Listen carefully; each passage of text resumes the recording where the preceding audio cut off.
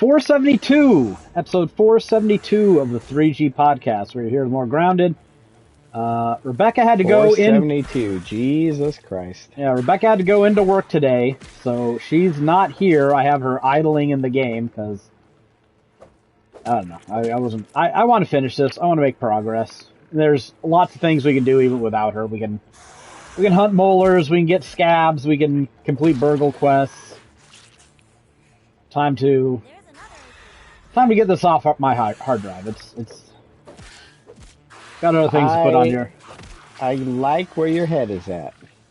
I don't think we're gonna plat it today because I just don't think we can beat the infected broodmother without Rebecca. But sure, we could. But we can make some progress at the very least.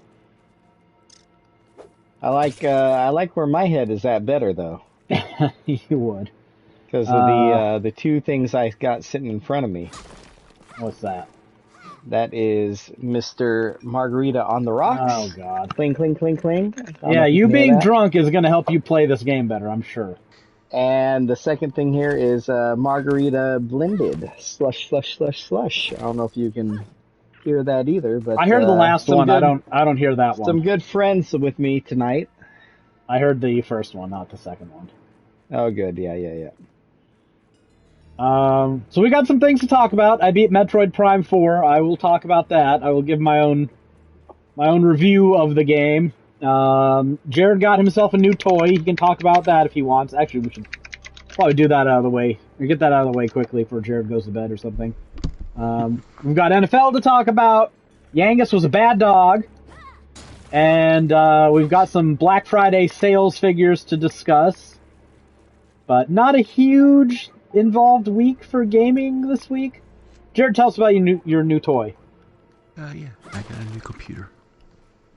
Yeah. Spent some serious money on it too. It's like a laptop with a 5070 Ti in it. Mm-hmm. I'm going to assume that you were not able to take contracts a couple of times. You're like, I got to spend money to work, and that's why this happened. Okay, big PC game fan Jared over here, but oh yeah. So same reason I bought a Switch too is because it's like, I'm gonna have to have more hardware to keep getting these projects. And so good news, Jared will have more openings when it comes to guide work. Hopefully that gets us to something on Neoseeker, because we've got to fucking collab on a fucking guide sometime. Like, it's mind-boggling that the three of us have never fucking done a guide. I haven't done any collabs on Neoseeker. Yeah, that's just weird. Like, I don't know. Well, now that you've got this PC, we've got more options. So if we ever finish Borderlands, we'll be able to start taking more. I got a high ping. What's that? I got a high ping warning on my character. That's yeah, weird. yeah. So another thing I should mention here. My internet's been kind of shitty since last night. It's one of the reasons Rebecca went into work. She got scheduled to shift. She didn't think she'd have to, but the internet went out at the end of her shift last night, and I told her it's been spotty today. It went out again for 5-10 minutes around 2 o'clock. But she works on a crisis line. She can't just not be on the phone. So she wanted to do some grocery shopping anyways, and I guess she decided, fuck it, I'll go in. She wouldn't be able to play even if she was here. So the same thing would be going on. She'd just be idled in the game at best. So we're not really missing out on her company, but that's why she's not in-house. So I don't know how she's going to do grocery shopping, because I don't think she took any inventory, so she's going to fucking miss shit, and it's going to be annoying, but whatever. It is what it is. So you set up this new computer with, like, OBS and VLC and all the required software. Was it? Do you like have a external hard drive connected to it, just ready to go? Uh, not right now, no. Oh, okay. You're probably gonna need that at some point. Oh, I I'm imagine. sure I will. I mean, it has 2 terabyte. Oh, I thought it only had one. Why was I thinking one for some reason? I guess some of the ones you Uh, passed on had one. yeah. Well, I passed on them because they stopped being on sale. Yeah. I'm actually surprised it's panned out. Like you said, yeah, if this thing's still in stock in another 4 or 5 days, I'm gonna buy it. I'm So like, I'm assuming due to the crazy prices on things that pre-builts rely on, that you have some sort of pre-built that you bought. Yeah. Yeah, sounds right. I mean, Jared's not a tech it's guy, a- so It's a Lenovo Legion Pro. we probably need to talk about that. That's going to be, I think, a big news story just going forward the next probably couple of years. So, oh, who was it? What's the name of that company? Micron? Yeah, Micron. The Crucial. Yeah, the producers of Crucial Memory and hard drives and all that stuff. They've decided they are not going to sell to the consumer anymore. They are strictly selling to AI companies, data centers. They are basically wiping out, what, a third? I've seen 40% of the memory and storage market for consumers. And the price of RAM already, like GDDR5 RAM and DDR5 RAM is like doubled. So that's only going to get worse. Like, you better say sweet nothings to the hardware you have now. You better hold it tight. You better stroke it lovingly. You better take care of that shit, because you are not going to want to replace anything. Lovingly. Well, I know Greg's ahead of the curve on this one, but like now the rest of us have an excuse to learn from his example, because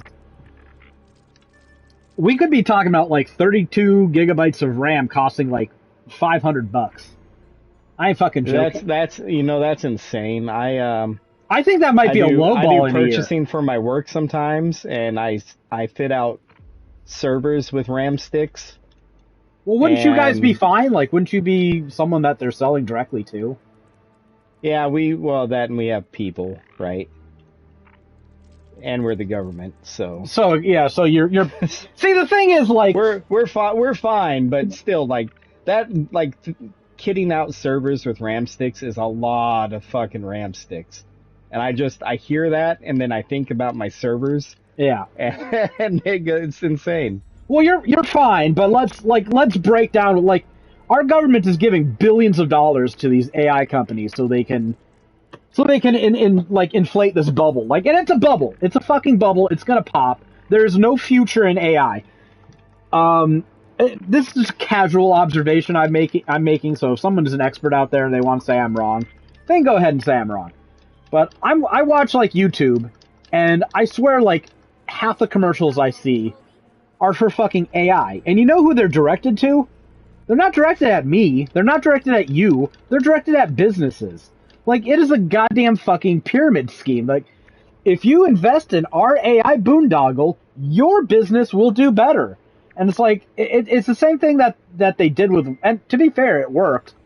Like, all these all these office spaces and all this, like, real estate that's rented for business that, let's be fucking honest, it doesn't need to be fucking, most businesses don't need an office. Like, businesses have in-office employment. Really customer. Well, I mean, like, if you're at Walmart, you need to have shelf space, right? You need a building. Arguably, even that's like, you can probably run a lot of that just through an online warehouse now. But like, Rebecca's job doesn't need an office. My job doesn't need an office. Greg's job probably doesn't need a fucking office. Most of the shit Greg does probably could be done from home. Maybe there's some things they want you there for, but like, do they need you there 40 hours a week? Really? Is there anything you do there that couldn't be done at home? I get it. There's confidentiality and stuff and security. Yeah, the biggest thing for us is clearance. And yeah, like, you can't really hook up or trust people in their homes with certain things. Yeah. I mean, like, and it's the same thing with my mom. She's a comptroller, so I guess she's not allowed to work from it. Like, they want her in the office. I'm like, she does spreadsheets all day. She does requisitions. She doesn't need to be though, but They like, that's they the make her crazy be thing. there. Like some Yeah. they tell you that you have all this clearance. You're never trusted. Well, like, no, I understand it. Like, okay, would you trust just any civilian with a fucking random off-the-shelf phone anywhere near your work? Just No. even if you trust the person, would you trust the hardware or software that's in their pocket? Like, I wouldn't. So you've got kids, and I don't know if your kids have smartphones, but they'll probably have smartphones eventually if they don't have them now. Like, you don't know when they're going to be outside your fucking door. Maybe you have the cat in your room, the cat leaves, you don't latch the door all the way. Now the door's partially open. One of your fucking kids is out in the hallway, and who knows what the fuck is on their phone. Maybe I'm being conspiratorial, but you know what? That's kind of the job of the government, is to be like, all right, let's just remove these potential avenues of threat, and let's leak secrets the good old fashioned way, just allowing a fucking I thought game you said show you were host right to sell next things. to a. Oh, I already got it. I thought you said you're. I got it as soon as you were in here. Ah. So I get it why they wouldn't, want or allow that. And you wouldn't want them to. I mean, I'm kind of the opinion that it doesn't really care or really matter. Like, we've got Trump selling shit in Mar-a-Lago. Like, it's already on auction. Yeah. You got like the Secretary of Defense on fucking Signal just having a fucking chat with people. Most people that Trump doesn't directly connect with don't act like him. Yeah, I mean, there's actual professionals, which is a great thing. There's actual professionals somewhere in government, which is, that's that deep state thing that they all talk about. But that's what actually keeps all this shit afloat. Is all the people that are actually paid, who know what the fuck they're doing and aren't elected. But like, things are gonna get bad. I feel less good about this Switch purchase because apparently they decided to discount the Mario Kart bundle. I mean, I don't give a shit about Mario Kart, but I could have given it away or sold it. That's $450, and I know Switch 2 doesn't use GDDR5 RAM. It's not quite some of that high end stuff that is going to get scarce, but man, I don't know. I don't think things are going to get cheaper. That's for fucking sure. So, just a bad time to be a consumer.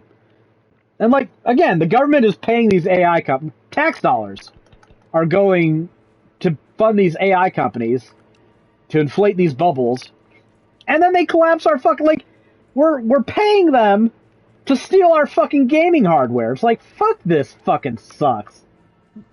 Like, this is capitalism? This is the free market shit people keep preaching about? Like, why am I buying Sam Altman's fucking server's RAM? Like, fuck off. This is fucking bull. It's a scam, man. And then, like, I don't know, maybe there's a fucking lightning strike near my house again, and some of my tech gets fried, and I'm sitting here, like, fuming as I have to spend $500 on fucking 32 gigabytes of RAM in this new computer I'm trying to build or upgrade. And, just to remind people of how good things used to be, before things get really, really bad with this RAM, I bought a fucking computer for $650. It was a mid-range at the time. It had like an RX 580, which is about the equivalent of a 1060 at the time. For $650, the only thing I didn't like about that computer, which still runs, it's in Rebecca's room. It's her computer now because we've gone through some computers we've upgraded, cycled out. It only had 8 gigabytes of RAM, and I'm sitting here, tripping over my own balls because I just built that fucking PC in 2017. This is like a year after building that PC in 2017. I was like, RAM? I don't give a fuck if it has shitty RAM. I know how to do RAM. It's like the easiest part in the computer.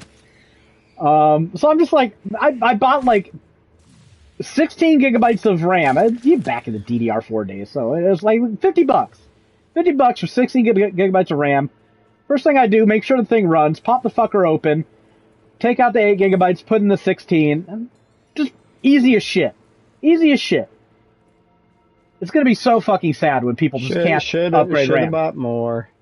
I mean, that computer was never really intended to do anything, though. I mean, you're right. Like, hindsight, everyone should have just bought RAM. We should time travel back to the past and just buy, like, $100,000 worth of RAM, because we'd be able to sell it for $500,000 at least in a few months here. But that's going to affect things, and one of the things it's probably going to affect pretty significantly is all your little gaming devices you want to play on. Maybe except for the Switch 2.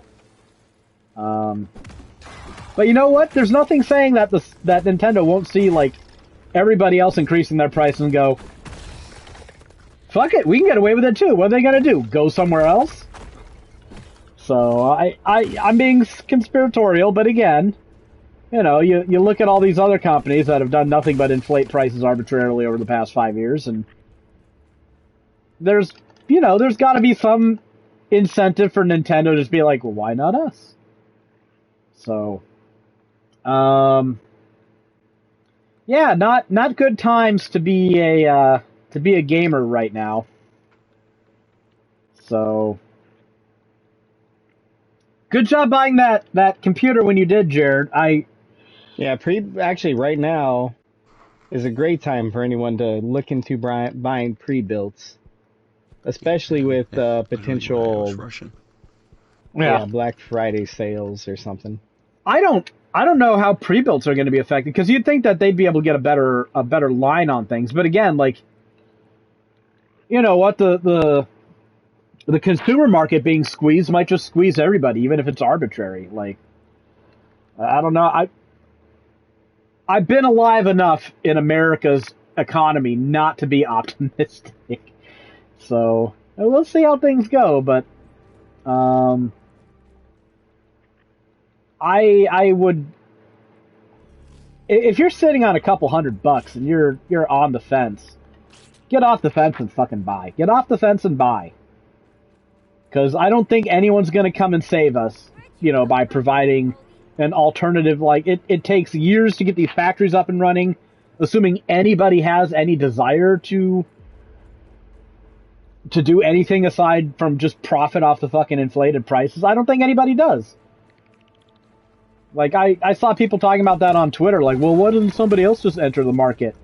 Because it takes a lot of fucking money to enter the market, and if you're already in the market, like, all the RAM that you have on hand and can build in the future is going to be 3-4 times more expensive now than it was when you produced it.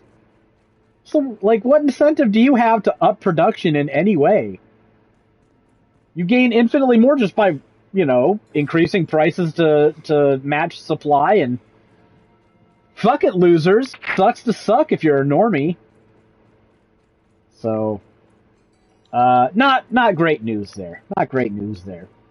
Speaking of not great news in the gaming space, I'm going to segue into this while we're talking about hardware. This is so fucking funny. I can't stop myself. I'm already laughing. So, it was just Black Friday. We already discussed all the things we bought. I think Jared has us beat with a fourth quarter, maybe even overtime win here by buying himself a gaming laptop at the end. And are you excited? Sure. Are you excited about having, like, new hardware, or are you just like, this thing better be fucking running in 5 years? I mean, I'm just excited right now. Okay. Because, see, I ruin it for myself. I can't be excited. I'm just like, I get a new computer, I get new hardware, I'm like, alright, what the fuck is this thing going to do to piss me off? What's not going to work? So, I mean, it's not that far apart, but, I mean, I do wish I could have gotten that other one that had a 5080 in it, but I'm not gonna complain. Hey, where's these milk molars? I've gotten 3. You've gotten, like, 1. What the hell? I'm killing. I'm fighting. I'm looking for a milk molar. You know what? Grading on a curve, I think I'm hunting milk molars in a much more annoying place. Let's be fair about that.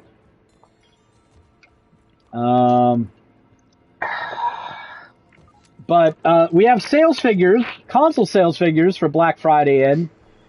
Nintendo didn't really have to decrease the price of anything. They just, I guess they reduced the price of that Mario Kart, but they're giving you a Mario Kart code for free. Yeah, but that's a bundle thing. That's a mostly dead game on a console. I'm surprised how poorly the Switch did. I expected the Switch to win Black Friday.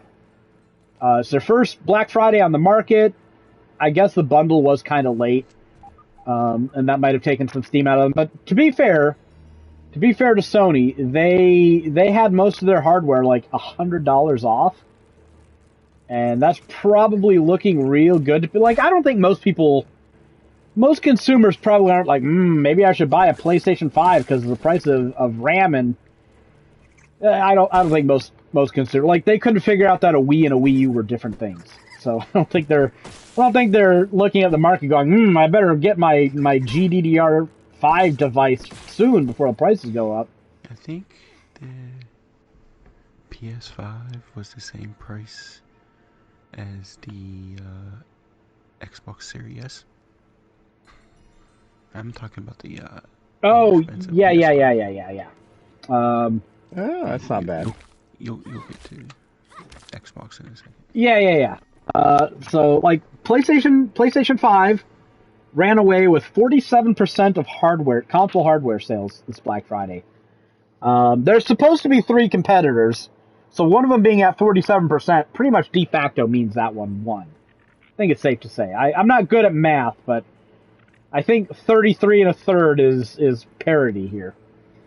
Nintendo. I think you're spot on there. I mean, I got an art degree, so let's not put too much faith in my math.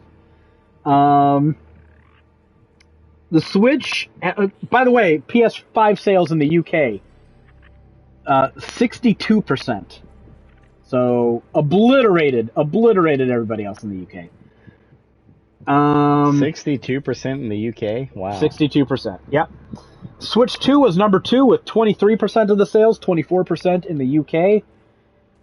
So, I mean, that's not bad, but, Switch 2's first year in the market, I'm surprised the numbers weren't closer on those two. And the third best console in the United States was the NEX Playground, sitting at 14%. NEX Playground. What the fuck is that? In case you didn't know what an NEX Playground is, one of the things it is not is an Xbox Series. It's not an Xbox. It's not an Xbox at all. Although, you know what? Microsoft's playing this campaign. Everything's an Xbox. All right, well, good. Have this moral victory, then. I guess you quote-unquote won. I had to look this up. Apparently, like, the sales figures came out, and then, people were chirping about it online, and, who was it? Video Game Chronicle decided to write basically the article I needed someone to write. Dude, I've gotten 3 twinkling bugs. Oh, don't even compete. I've got 19 in my inventory. No. Without that tube. Oh, that's pretty good. I've never killed a twinkling bug outside of that tube before. You're just on a roll. Yeah, it's this high ping, man. You're fucking lag fucking him. All right. Well, at least you're proud of that. That's something. The NEX Playground is an Android-powered console launched in 2023, which features a motion camera similar to Microsoft's Axe Sensor Connect. The console features family games such as Fruit Ninja and retails for $250, but regularly is discounted for $200. So it's not like the thing that's outselling the Xbox Series is like, a $50 Tiger Electronics thing or something. It $250, $200 on sale. Like it's used to be able to get Xbox Series S's for that price.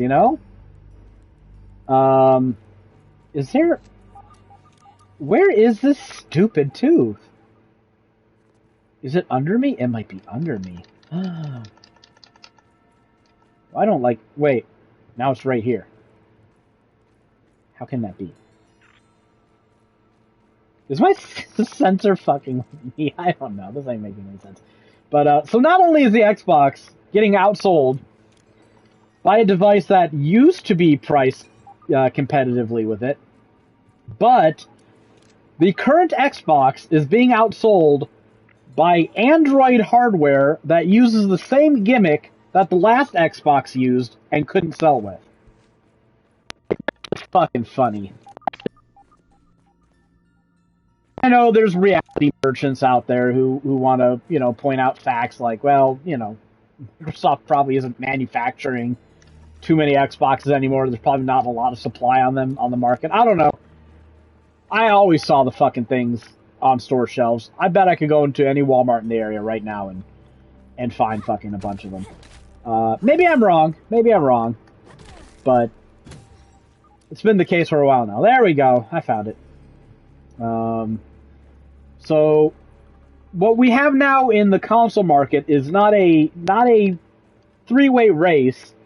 We barely even have a two-way race right now, for being completely honest. I'd be concerned about the Switch 2 not selling that well on its first Black Friday.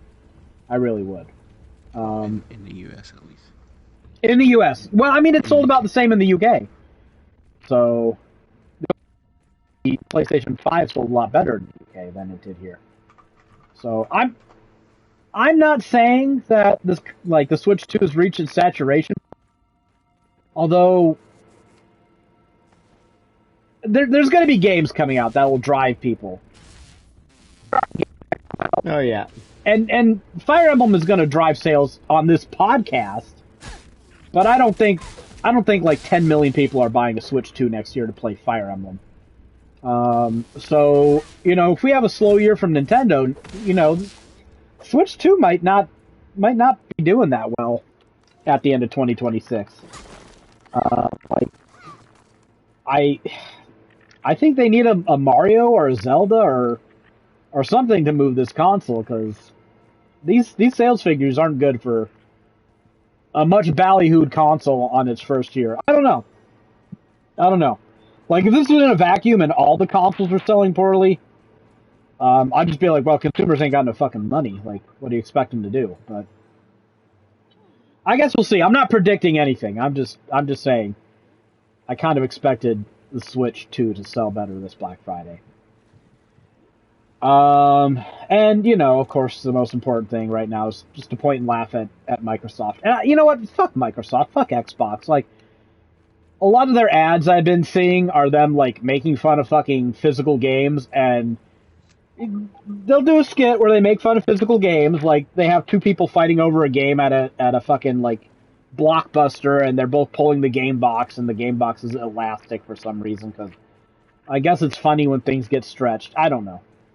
And then they, transition from that scene to a person sitting in their living room smiling, playing on Game Pass.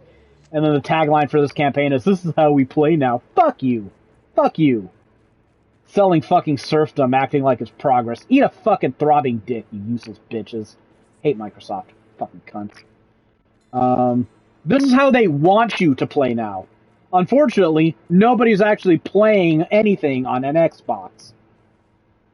But I'm glad they have the fucking budget to make ads attacking a market they're doing their damnedest to fucking destroy on their way out the fucking door.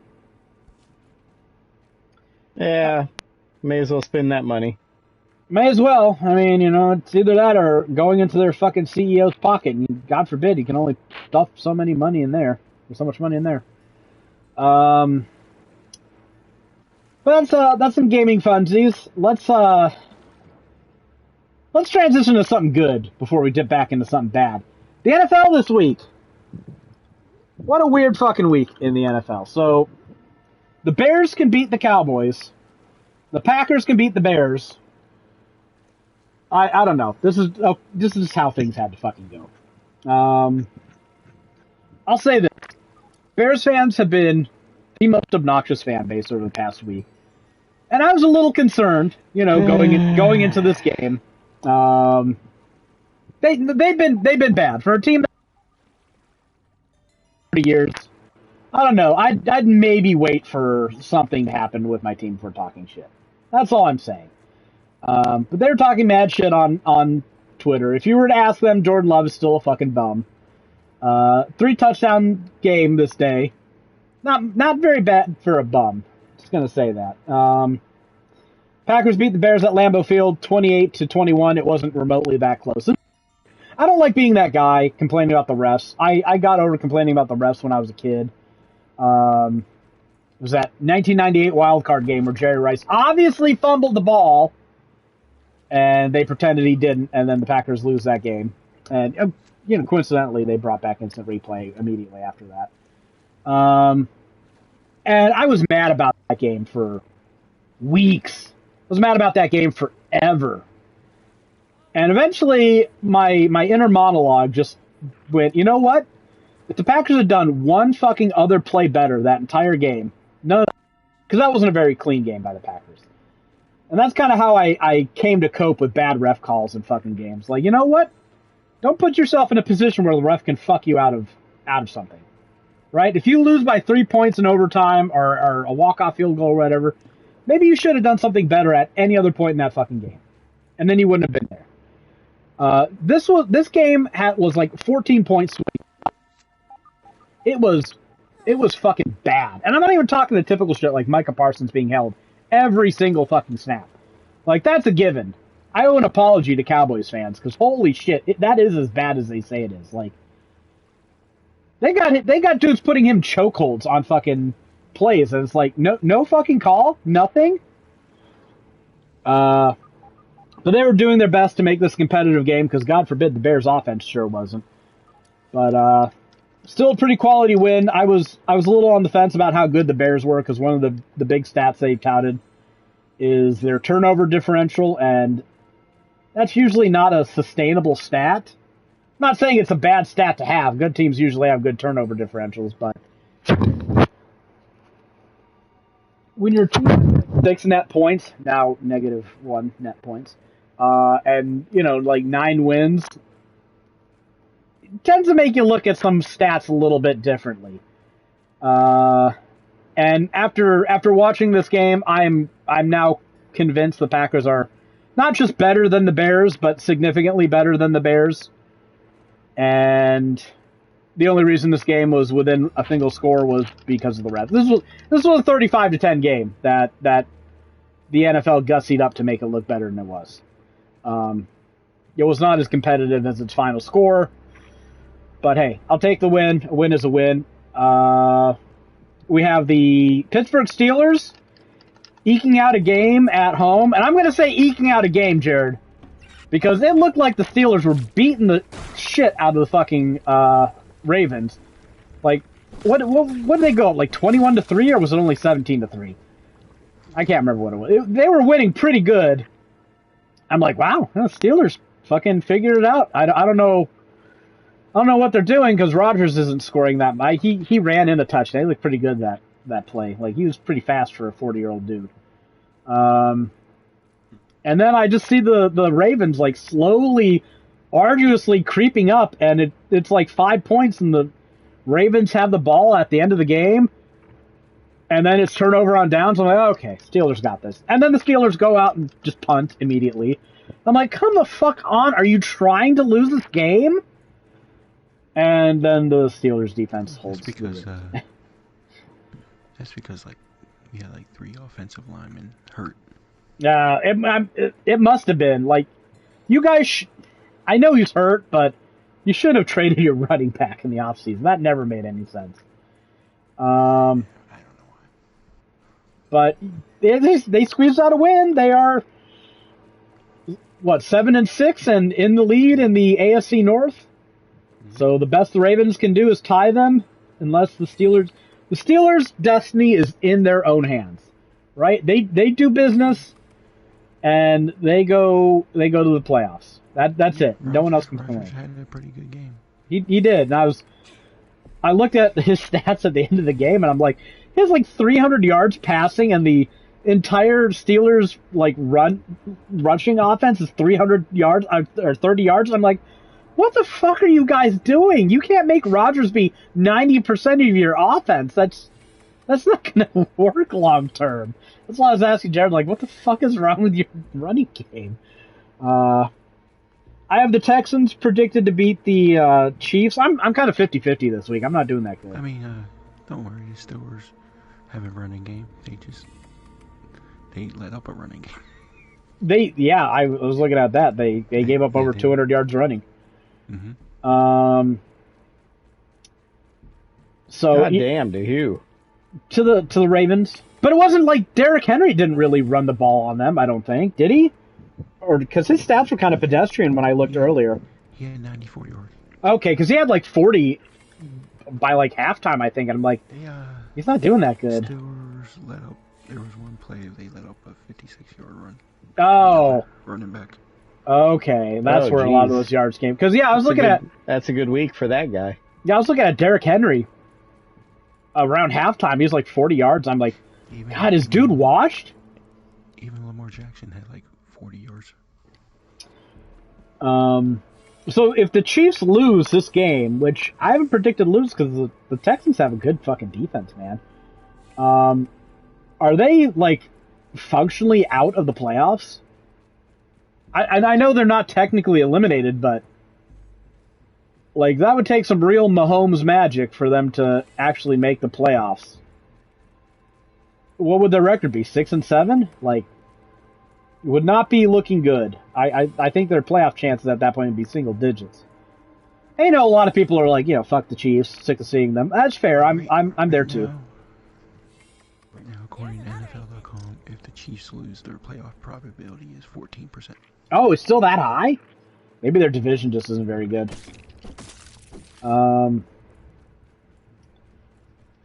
Yeah, I was thinking that they'd be at like 5% if they better odds than I thought. Their division's pretty good. I mean, they got the Denver Broncos in it. Okay, but Packers play the Broncos next week, and they are opening at 1.5 favorites against the Broncos, and I'm not sure I buy that. Like, Packers have been really bad offensively against disruptive defenses, and I know it's kind of in the name, disruptive defense, but some teams still manage to do something against really good defenses. Like, pretty much every time the Packers have played a top 5 defense this year, they've just been miserable. What about the Colts are collapsing? The Colts, yeah, I was gonna say the Colts are collapsing. They were the number 1 seed in the AFC, and now they look like they're en route to miss the playoffs at this rate. Daniel Jones got hurt. Yep, we don't know exactly what happened, but he hurt his Achilles. He was trying to play on a broken leg. See, the problem with trying to play with an injury is you have to compensate for that injury. Like, that's just kind of like how the body works. Like, not even the body, but that's just like physics, right? I guess this would be like biomechanically, but like you're not planting the same way. And I'm not a doctor, but I would not be playing a guy with a fractured fucking leg. That's just me. I take my lumps and be like, okay, maybe he's back. Maybe he's back by the time of playoffs or at the end of the season. Give him a month. Because it's a fracture, like, maybe that'll heal. Right? Have him in a boot. And, like, you know, they had a lot of wins. They were doing good in their standings. They could probably afford to go 50-50 with Daniel Jones out. Now he might be out for the year. And I don't think Anthony Richardson's going to get it done. Like, and if they thought he was going to get it done, they wouldn't have Daniel Jones as their starting quarterback. On Thursday, Detroit Lions had a bounce-back game against the Cowboys, put up 44 points against them. I got to give them credit. Packers couldn't put up 44 points against that defense. They only put up 40. Allowed 40. But it's just, one of those things. Packers can't beat the Cowboys, but the Packers sweep the Lions. Just is what it is. Of course, the Lions beat the fucking Cowboys. Is what it is. Yeah, I know we Steelers play the Lions pretty soon. Sorry, man. I got to pick the Lions in that one. They're just a better team. Like, Lions are still good. Any given Sunday. I don't think the Lions are as good as people projected them to be. Dolphins next. Dolphins. Steelers should win. I'm going to pick the Steelers over the Dolphins, but the Dolphins have been playing better. They've been playing better lately, so I think the Dolphins are more of a threat than they might have seemed. The Dolphins also played the Jets this week. They did, but didn't they I think they just beat somebody last week, didn't they? 6 and 7 now. Yeah, really? Yeah, they beat somebody. Yeah. Well, no, I thought they beat a good team last. I can't remember. I don't feel like scrolling up to look. They beat the Bills. I was gonna say, didn't they? The Bills kind of look lost, right? Like, I don't know. I don't think I'm putting Bills in my top 15 teams right now. Like, they're not playing good. The Dolphins won 5 out of the last 6. I don't think the Dolphins make the playoffs, but they're playing a lot better. So we'll see. Like, who's in the division with the Patriots? The Patriots are in the division with the Dolphins, right? I'm not an AFC guy. I mean, Tua's stats still suck. He only had 127 yards. No, Tua's not good. I want to talk about J.J. McCarthy. This guy, he threw 3 touchdowns. God damn it. Had a great quarterback rating. He's thrown like 100-some yards. So I'm going to make a prediction. J.J. McCarthy did not turn a corner. I think Kevin O'Connell just idiot-proofed this game for him against a bad Commanders team. I don't think he's the guy. I don't think he's an NFL starting quarterback right now. I think we're gonna. The guy.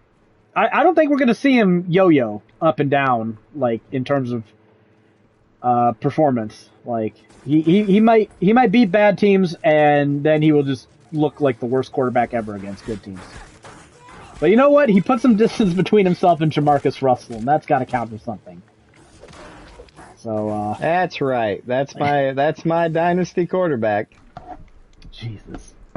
Well, you know what? That's him. He's doing it. I didn't play him this week. I wouldn't have either. Like, who had the Vikings beating the Commanders 31-0? Like, if you told me the Vikings like won 17-14, 31-0, they belt to ass them. If you'd have told me they won 17-14, I'd be like, all right, I guess they ran the ball well, and J.J. McCarthy didn't fucking J.J. McCarthy it up too bad.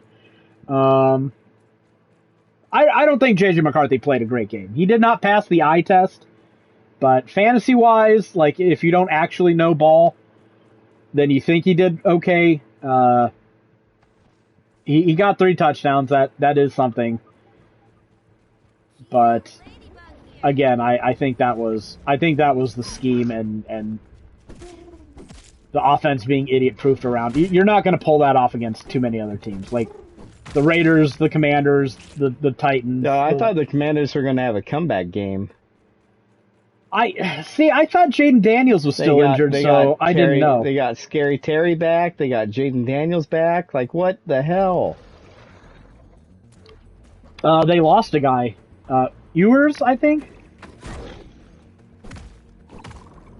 Vikings defender did people are arguing that it's a legit tackle. He looked like he dove right to the dude's knee, and I took a screenshot of it. That knee bent backwards. Like, dude's done, I think. I don't know how you don't fucking have a serious injury after that. But I don't know. That tackle looked like bullshit there. People are like, well, he hit him right in the thigh. I'm like, nah, then why does fucking knee bend backwards? Like, if you hit me in the thigh, my knee's not gonna fucking explode. So I don't know. That's some shit tackling there. I don't like it. Tennessee and the Browns had a game, 31-29. The Titans barely staved off a comeback by Shadir Sanders. I will say this. I am down on J.J. McCarthy. I'm up on Shadir Sanders. He's not great. He's probably not even good. But he was playing a game this week, and to a lesser extent last week, where I saw him make some plays. Like, that's a good play for an NFL starting quarterback to make. You expect them to make that play. There was one play I saw that just looked horrible. Oh, well, like, everybody has bad plays, everybody has good plays. That's why I try not to give too much credit either way. But like it looked like he was supposed to pitch the ball back to like an end around or something. But he forgot. I mean, he's a rookie. He's 20, probably what, 23? So I'm not going to give him too much shit for the occasional bad, but he made some good throws on the run over his shoulder to a guy, you know, midfield. You want to see that your quarterback can pull those throws off. That's what I'm saying. I have to watch the highlights. Yeah, he did a really good throw. And like, I saw everyone glazing him the first week he got a start, where he like he threw a lateral, like the entire air yards of the play were behind the line of scrimmage, and then the guy fucking like ran the ball 40 yards for a touchdown. People are like, starting NFL quarterback. I'm like, you didn't do a fucking thing. I could have thrown that.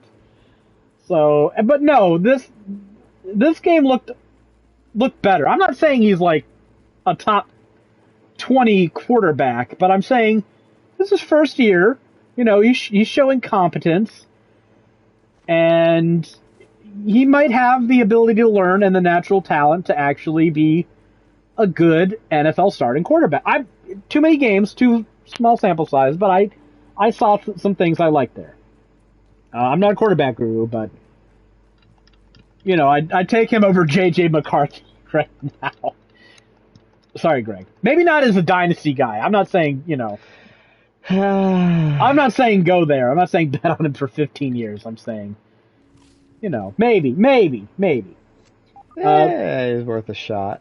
Jacksonville Jaguars beat the living shit out of the Colts. Colts were without Daniel Jones, but I'm not sure that matters this game. Jacksonville's playing really good. Like, they've been beating teams. They've got a good record. I think they're leading their division now. Do we need to talk about the Jacksonville Jaguars maybe being legit? Yeah, they're a wild card. I mean, probably. I mean, they might do something. See, we say that they're a wild card, but I feel like that had more salience back in like, you know, the 90s when there were 2 first-round buys. Now, you know, they're a wild card. Well, yeah, that's 90% of the playoff teams are wild cards, so I don't know. What else we got here? The Dolphins beat the Jets. You know, it's the Jets. I don't want to shit on the Dolphins because they've been winning, but it's the Jets. Like, come on.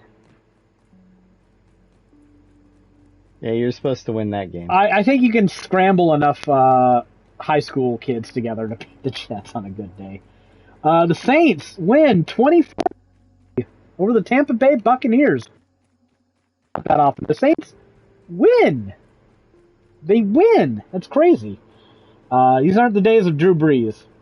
Baker Mayfield, I don't know what the hell he's doing, but that team is entering a funk, and Baker's my boy. I like Baker Mayfield. I like a good underdog story. You know, the Browns treated him like shit, bounced around on the Panthers. I will never forget that the fucking Panthers had him on the practice squad, taking like reps as a defender. I'm like, what the fuck is going on? Like, I know he's rehabbing an injury, and you know he's had ups and downs as a quarterback, but I never thought Baker played bad enough where it's like, all right, get that red shirt off. We got a fucking number 90 jersey for you. Get the fuck on there, go block. Like, what the fuck are we doing? That never made sense to me. But the Bucs have not been having a good couple of weeks. Like, there was a time earlier in the season where, you know, there's a chance that they could be competing for the 1 seed is what we were talking about. Now are they going to make the playoffs? Like, aren't they behind the Panthers in their own division? Like, the Panthers are leading the division. I can't talk shit. They beat the Packers, but the Panthers still. Bitter pill. The Bengals lose to the Bills 34-39. This was a game, the Bengals were beating their ass in the first half. And then as the Bills turn around, they come back and win. I still don't really trust the Bills. Like, what have they been doing lately? They've been playing pretty bad. But I guess, you know, with their quarterback back, The Bucks were doing so well in the beginning of the year. Mbuka was like a revelation, and Baker was playing lights out. What the fuck are they doing? Yeah, Baker was like MVP favorite early in the year, wasn't he? Like I'd say so. Yeah. And now it's just, I don't know, man. I don't know. They are. I don't think they're in the playoffs right now if the season ended today. And that's a thing. That's a thing. The Denver Broncos beat the Raiders 24-17. That's not surprising. Like I'm picking the Broncos over the Packers next week. Again, because they just have that kind of defense that Green Bay really hasn't had an answer for all year. Hopefully too many of those sort of defenses don't make it into the fucking playoffs. But yeah, it's they've got a really great defense. I'm still not sold on Bo Nix. I'm still not sold on him. I'm probably taking him over JJ and Shadir at this point. But Bo Nix, I don't know, man. I could see Bo Nix kind of having like a, well, I can't even say that. I was going to say I could see him having like a Tua flame out, but he's never really had a flame on enough to flame out like Tua did. Like, you know, there's a while there where Tua was, you know, playing like a top 10 quarterback. I don't think I'd ever accuse Bo Nix of being in that company. So yeah, he's also not as close to death. No, he's not. I mean, are we going to look back on Tua's career as a potential gunslinger who just wasn't durable enough for the NFL? Yeah, pretty much. Slash couldn't stop getting hurt, I guess. I mean, but is that a him problem? I don't know. That kind of seems unfair. I mean, Andrew Luck recognized it and said, fuck that, I'm out. Yeah, no. See, like, people call Andrew Luck a bitch, but, man, sometimes you gotta look out for number one. Like, what are you doing? Well, especially if the organization ain't gonna do it. Well, yeah, like, he made the right call. You know what? You make a couple tens of millions of dollars and you go, you know, I don't need CTE. I want to actually enjoy my life. No fucking, no fault on him. If you're a Colts fan, you can be salty, but who can you be salty at? Him or the people who absolutely refuse to protect him? If you're smart, you're salty at your organization. And remember, this is the same organization that like Peyton Manning got neck surgery, and then they cut him in the off season because they want to go draft Andrew Luck. And you know what? If I'm Andrew Luck, I'm cognizant of how I came to be in that organization. And I'm like, these fuckers don't care. They do not care. They do not have my... If I get hurt again, like, they're not going to... I may not even be the quarterback. Yeah, like, they're not going to put an O-line around me. My brain's going to be fucking decorating the field. And then I'm going to find out, you know... After I've got my fucking, like, you know, comedy fucking cartoon badges wrapped around my fucking head, I get a call from my agent saying that I've been cut. You know, fuck them. Did you quit the game?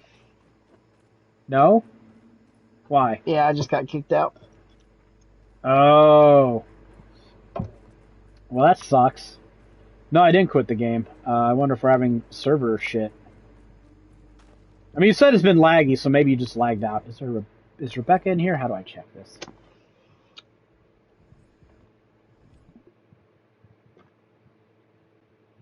Oh, it has the menu. I forgot it tracks the game time on the menu, so it's saying like 10 seconds, so I guess it just disconnected everybody. Because it would have had to put me in a new game.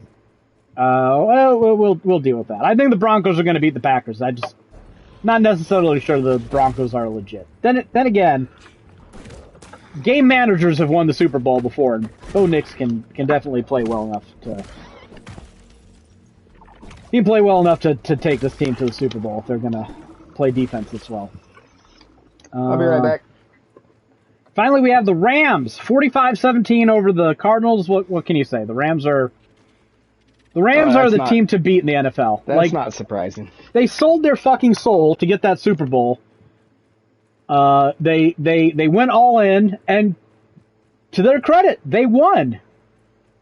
And then, you know, they had a couple of slow years, and now they're fucking back. Like, masterclass of an organization right here to be able to pull that shit off. Like, when you don't have to rebuild for 10 years after a Super Bowl, that says something. That says something about the organization. If you don't have to rebuild after your Hall of Fame quarterback, if your rebuild period is measured in weeks rather than years, that says something about your organization. And I mean, props to the Rams. They're looking like the team to beat in the NFL right now. I don't know who you could possibly rank higher in your power rankings than the Rams right now. Just a dominant win over the Cardinals. To be like, I should wait until Greg gets back to talk about this, but I kind of feel like we need to talk about Kyler Murray. Like, whoo, buddy, what is going on there? All right, I'm gonna go and check on Rebecca's. I need to check on my game. I'm gonna see if I can rejoin my game with Rebecca's. Hold on a second.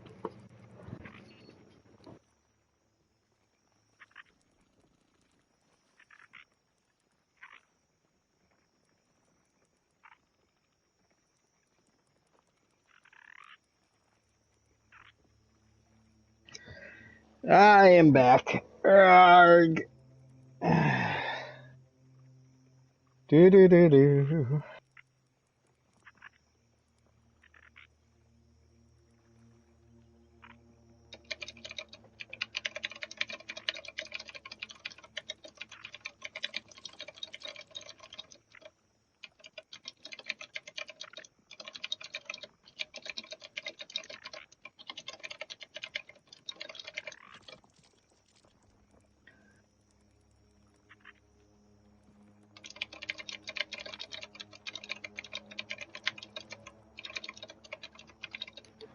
So Rebecca's still in my game.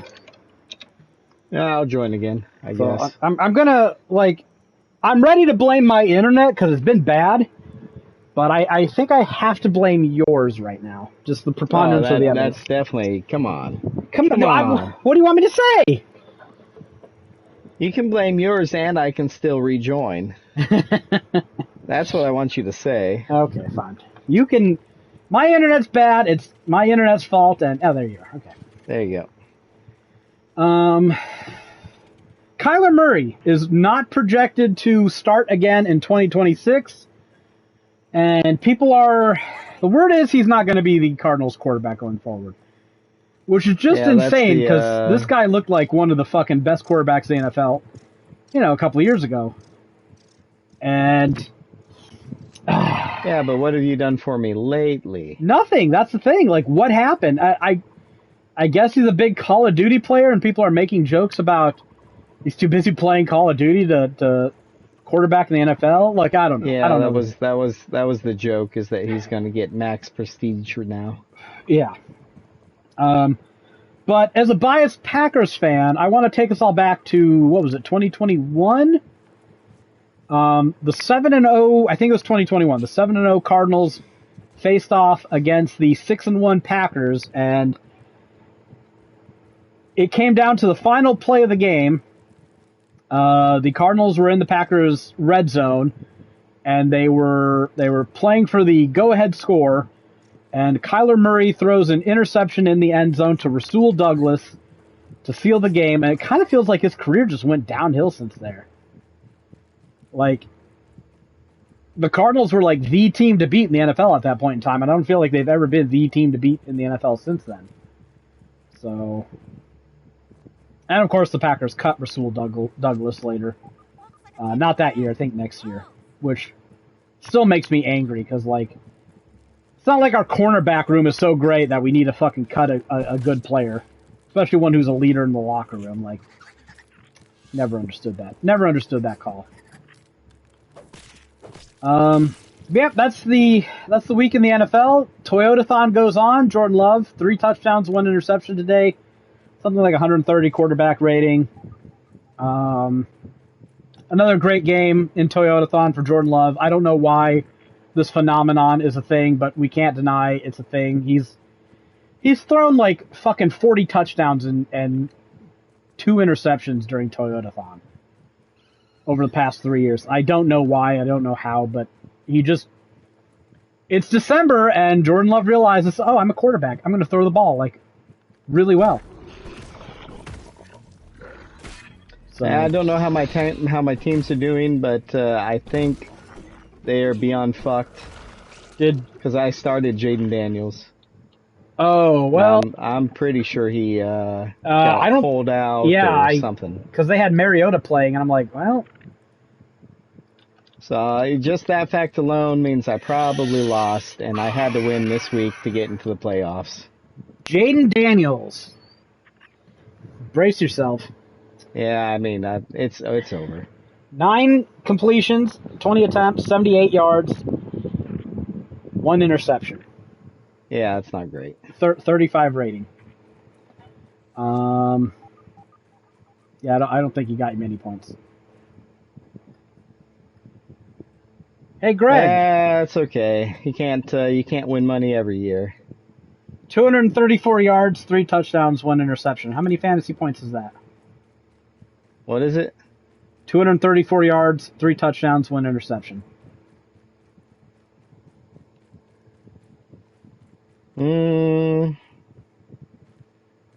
That's probably like 30 some odd, 39, something like that. Is that good? That's pretty good. Man, you should have played Jordan Love then, shouldn't you? I don't own every quarterback, asshole. Just being a dickhead. Like Jordan Love would have fucked you over earlier this year. Like 7 points against the Eagles. What the fuck was that? It's just. I also have Drake May, and guess whose bye week is this week? Drake May, yeah. Drake May's probably MVP with Daniel Jones out. I don't know how he's at. Like, how is Matt Stafford not MVP? Like, the dude has, like, 10 more touchdowns than the next closest quarterback. I know they do a lot of, like, feed Devontae Adams from the 1-yard line touchdowns. So his stats are a little inflated, but, like, even if you cut those out, he's having a monster year. I just don't see how Stafford isn't. I can see an argument for both. I just don't know why everyone's saying, like, it's obviously Drake May. He's the golden child. And unlike Drake May, Matt Stafford's Rams have actually beaten some good teams this year. So, not just beating up tomato cans like some other quarterback. Those tomato cans know what they did. They had it coming. I'm just saying. How many, you know what? I need to look this up. I've decided that I love misery, and I'm going to hate on Drake May for the next... You definitely love misery. I'm going to hate on Drake May for the next 20 years as he starts the next Patriots dynasty, just like I did with Brady. You like going online and creating most of that misery. It's just that misery is there for the taking. It's like... You do not have to engage with those people. You do it willingly. Tables of free misery along the side of the highway as I drive. Willingly because you like it. Acknowledge the problem. It's the first step. No, yeah, it's totally, like, if you participate in anything on the internet, it's your fault. Okay. So I want you to tell me... No, I don't care. This is not the NFL podcast. I want you to tell me the good teams the Patriots have beaten. Let's get into the gaming news. Giants, Bengals, Jets, Buccaneers. Bengals, what? Back when they had Burrow and... No, this was... Was that the second week? This is 2 weeks ago. 2 weeks ago. Oh, so I don't think Burrow's named it second, so... Oh, I'm just going backwards in time. Buccaneers... I think the Buccaneers had a winning record when they played them, so I guess you can count that. Bucks can beat anybody any given week. Falcons, Browns, Titans. Well, there's way too many termites here. Saints, Bills, Panthers. I'm going to count Panthers because that turned out to be a better win. And Dolphins. Do we want to count Dolphins as a quality win? I don't think we do. Not yet. No, Not yet. I don't think we do. So they've beaten 3 good to okay teams. 3 good to okay teams. What, did you write their schedule? No, I looked it up. Yeah, Oh, so they're beating who's in front of them. Okay. Tomato cans. Not their fault. Packers beat Bears, Lions. What kind of Vikings. weapons do they have? It is ridiculous how good they're doing with a second-year quarterback and Stephon Diggs, who has more children fathered this year than touchdown catches. Okay, look. Stephon Give Diggs. them some fucking credit. It's No. not like they're out. It's not like they're out here with fucking JSN and fucking Saquon Barkley and you know what I'm saying? Is Diggs better than any wide receiver on the Packers? No. You don't think he's not better than any wide receiver on the Packers? I mean, maybe when he was in Minnesota, but so you think the Packers are just version? You think the Packers are just Stephon Diggs? loaded with superior wide receivers, and Drake May is just Brady 2.0, willing them to victory over these fucking JV teams that come into town. Jane Reed is better than Stephon Diggs. He should be. He's not even the best wide receiver on the Packers right now. Should be. Best receiver on the Packers is just obviously Christian Watson. Dude's been crazy. Actually, I need to look up his Christian stats. Watson is probably better than anyone on the Patriots receiving core. Okay, he's played. Where are these fucking teeth? I think Christian Watson has played. Ooh, when did he come back this year?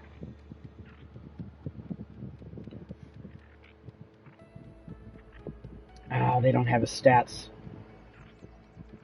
Did he come back against the Steelers? I think he came back against the Steelers. So Christian Watson has played 6 games this year, I think. 6-ish. He has 452 yards and 5 touchdowns. This termite worker. That's not termite worker. That's a termite king. Oh, go kill him. What's he weak against? Being hit a bunch with a weapon. Shh. I can't find him in this data thing.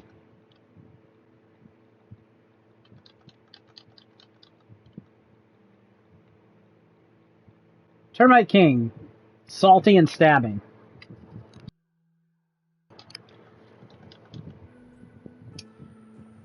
Yeah, I'll find a way. All right. We've already peeped him, apparently. I can't seem to peep him. I need to find out what else we need peeped. Some of these bosses, apparently, right?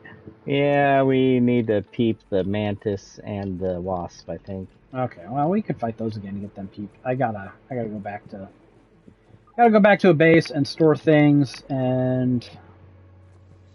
No, you know what? I shouldn't be stupid. I should just go back to base. Because I know where there's some teeth, and I'm just. Get them. I have to fight a black widow, and I need food. Oh, an aphid walked just right in front of me. Oh, and that's Meals friend. on wheels. Yeah, 2 aphids literally just walked right in front of me. Okay, never mind. I'm getting those black widows. I already killed the 1 black widow on the podcast, so I know I can take them. Man, having a level 9 acid edge. Pretty good stuff. Having level 9 everything is pretty nice. I need to upgrade my armor fully, but I think my armor is upgraded. Nothing to me. All right, MIDtroid Prime 4.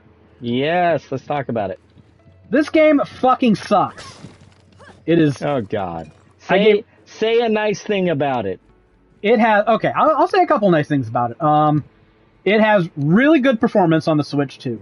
Switch 2 gives you 2 options: 4K 60 and performance, whatever variable frame rate at 120. They ain't even fucking around with 30 frames a second on the Switch 2. That said, game really didn't seem fast enough to make me go, oh, this absolutely has to be 60K. Like, it's not really a Twitch shooter, you know? Like, you know the Metroid Prime games, you lock on, then you have some ancillary aim control with the cursor, so you can target like specific weak points or whatever. And when you lock onto something, it like locks your view in place, so it makes you strafe and all that stuff. Which doesn't really, like, nothing in that game was like, oh shit, this is fast. Not like Doom, the Dark Ages, or Doom Eternal, or any of those modern Doom games, I should just say. The graphics are fine, but they're not really better than like what the late PS4 was doing. And is that it? Is that it for my good things? I like scanning things. It's basically a PS4 game. I like scanning things. The scanning was a huge part of the first Prime game. I've only ever beat the first Prime game. The scanning was a moderate part of this game. I know there's 2 other ones, but... There were like a few times in this game where if you scanned a boss, you'd get a little info that helped you out, but a lot of the time it was just like scanning things and you know what? This is a personal thing. I like that. Like going around in Monster Hunter Wilds and catching endemic life with your net just to see what they are.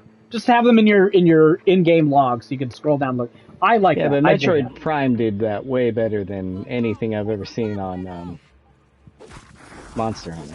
This didn't really stand out to me in terms of like, oh wow, this is so cool. Like they have descriptions for them all, but I was trying to beat the game as quickly as possible and get 100% on everything. Getting all the items pretty easy. They have little scout bots that you can restore at some point in the game, and they'll mark everything on your map, which makes me wonder what, you know, how important it even is to do the map. But you know, it's not. If they want to pay me to do a map, that's not worth doing. That's on their that's them. I'm not going to argue myself out of a paycheck, especially when this game is going to pay for the Switch. But everything else about the game, I didn't really like. And you know, one thing that I see people complain about a lot online, because I'm watching reviews of the game, and Digital Foundry gave this game a glowing review. And I just got to say that review is absolute bullshit. Even if they're focusing on the performance and graphics, like, it doesn't look that good. It's fine. It's fine. It's not like Ghost of Tsushima at the end of the PS4's lifespan. We were like, wow, I didn't know this hardware could do this shit. It's fine. It's an okay looking game. If you would have put that game on the PlayStation 4, I'd been like, all right, it's an okay looking game on the PlayStation 4. It was clearly designed. Who was the developer again? Retro Games. They have a lot of flotsam on their staff from 343 and other studios. I was watching one reviewer and like he kept trying to shoehorn this phrase, millennial conversational slop or something. His main point of contention was the NPCs and how bad the writing was and how much they talked and how all this writing was super terrible. There's not that much dialogue in this fucking game. Of the things, but is the writing terrible? The writing is not good, but it's not. There's not enough of it to make me care. He's at least right about that. Yeah, but he said this word like 3 times in a minute, and it's like, all right, I get it. Why don't you just fucking print out T-shirts and try to sell them all fucking ready? You're clearly going for something here. It wasn't that bad. It's generic. It's like, it's not Disco Elysium. It's not even adequate fucking like AA JRPG swap. It's not great, but it's not like, oh man, I'm just cringing out of my fucking shoes because there's not enough of it to really care. That said, the story is bad. I almost want to give spoilers because the story matters so fucking little. Don't give spoilers. The whole thrust of the game is you're searching for 5 keys on this planet. That's it. That is your objective the entire game. Yeah, and you got to find the MacGuffin. And you're piecing stuff together about the world, but it's not really that interesting. It doesn't really go anywhere. It doesn't really end anywhere. There's no real boss it builds up towards. You're just, you beat the game and you're like, that's it. That was your ending. It didn't help my impression of the game that it had 2 god-awful boss fights near the end. So I need to continue talking about the NPCs because this all ties in. So a lot of people are hating on an NPC who's he was a nerdy fucking dork called Miles McKenzie. You've seen him if you've watched any content on this game because everyone is freaking out about him. Is he a bad character? Yes. Is he annoying? Yes. but he was designed in a lab on purpose to be annoying. They knew exactly what they were doing with this character. He is there to play off of Samus, and he's so good at being an annoying character. It's like watching Who Framed Roger Rabbit and going, oh my god, can you believe this rabbit's annoying? Yeah, he was designed to be annoying. 10 out of 10 job. They created an intentionally annoying character. The artistry behind making this character, just every action, every move, every line, everything about him is annoying, to the point where it stops being bad and wraps right around to artistry again. Like, he is one of the most perfect annoying characters I've ever seen. And you can't hate it. You gotta give your hats off to this character. Like, they knew exactly what they were going for, and they nailed it. Out of the park. Like, annoying characters are bad when it's like Prompto, when they want you to care about him. But you don't. You're just like, shut the fuck up and stop fucking wasting my time. Do you think it's possible that you can get the Mantis boss trigger item and meet me for a fight here? What's the Mantis boss trigger item? And I don't know. You have to cook it. Maybe. I can't promise until I'm there. I'll go back to Green Base and see. Oh, that's not taking me to Green Base. That's taking me across the map. So he's annoying, but that's fine, because he's there in like the first dungeon you're in. He talks for a while as you explore. About midway through your trip with this dude, you realize that the game is going to make you do NPC defense stuff. And you're just like, oh, fucking no. But it's easy, so you don't think about it, because you get through it without any trouble. And then you get to a place that they set up as their base camp, and he stops traveling with you. And you're like, oh, so that's fine. Yeah, you're like, that's it? Okay. I mean, like, yeah. Metroid Prime, from my understanding, and I'm not a huge Metroid guy. I played some Prime. I beat Super Metroid back in college. It's been about 20 years now. I like the sense of like isolation. That's the word everyone coins when it comes to Metroid. And having a kooky nerd sidekick around doesn't work if you want isolation. But you know what? I'm not a Metroid guy, so I'm not married to it. If they want to do something else, fine. That's fine. The big thing with the NPCs, and he's not the only one, you meet like a sniper dude, I can't remember his name. He's fine. You meet him in person like twice in the mission where you recruit, or where you find him, and then he mostly stays cooped up. He's like a sniper, so he's not really bugging you too much. He's a soldier, right? And then you find another, like a sergeant, like basically Johnson from Halo. They're really ripping off Johnson from Halo with this guy. His name is Duke. And he's the black guy. He's the gruff black guy. That's his entire character. You already know the character. You've seen the character. That's the character. Sounds like the Halo guy. He's the Halo guy. Nowhere near as good. Doesn't have a fraction of the aura, but that's okay. It's no one has as much aura as Johnson does. And then there's like some with the Earth Federation or something like that. Yeah. So like you get attacked by pirates. You're like defending some Earth Federation stuff at the beginning, and then you get transported to this world and marooned there. It's like, all right, now the game starts, and that's the whole setup for this game, which is fine. Like I don't need the game to do Shakespeare to get me into a Metroid game. It's fine. But these NPCs, you meet them a lot. You meet a robot who's very good at punching things. He's cool. They're all there. They all get their shit in. The only thing that I can see justifiably being annoyed by, I guess two things. If you really want it to be every other Metroid where you just have to be isolated and you can't have any other characters talking, then this is probably going to annoy you, because there's going to be characters talking.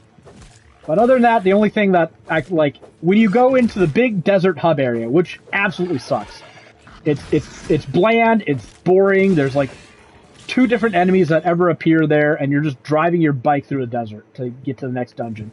And you will spend a couple of minutes back and forth repeatedly over the course of the game just going through this desert. Which is really weird, because this game was clearly designed to run on the Switch 1. Like, you will go into some areas and you will go up an elevator, and then through a door, and then you will go, you'll ride a cannon like it's fucking Trials of Mana. And then you'll go through another door, and like these are all just loading screens. All of them are just loading screens. And you know they're loading screens because this isn't your first fucking game. You know when the game's loading behind the mirror. And it has to do this, I guess, because it was designed for the Switch 1. And then you go to this desert, this big open world place where it has no loading screens. And you're just driving around the nothingness. And you're like, could you not get the other dungeons to work without this many loading screens? I don't know. The big problem the game has with NPC is like you're going through this desert place, and this Mackenzie dude, every time you enter the desert, will talk to you and be like, hey, maybe you should check out the lightning dungeon because there might be something new there. Thanks, asshole. I want to figure this out myself. Alright, it's a Metroid game. I expect there to be backtracking. You don't have to tell me exactly where to fucking go. And the really bad part was the end of the game where I had all the stuff I needed to go to the end, but I was, hunting down the final collectibles. And every time I enter the desert area, he's like, hey, when you're ready to go on, come meet us back at base camp. And then it puts the little icon to use the map. And if you click that icon, which is just the menu button, by the way, the game slowly goes to the map, zooms from your current location to the base camp dungeon, zones into that dungeon, and then scrolls over to base camp and puts a fucking icon to let you know where you're supposed to go. And it does this even if it's already done it before. And it's so fucking annoying. That's a terrible design decision on their part. But you know what? It's like a 15, 20 hour long game. You're maybe dealing with annoying NPCs for half an hour. I don't...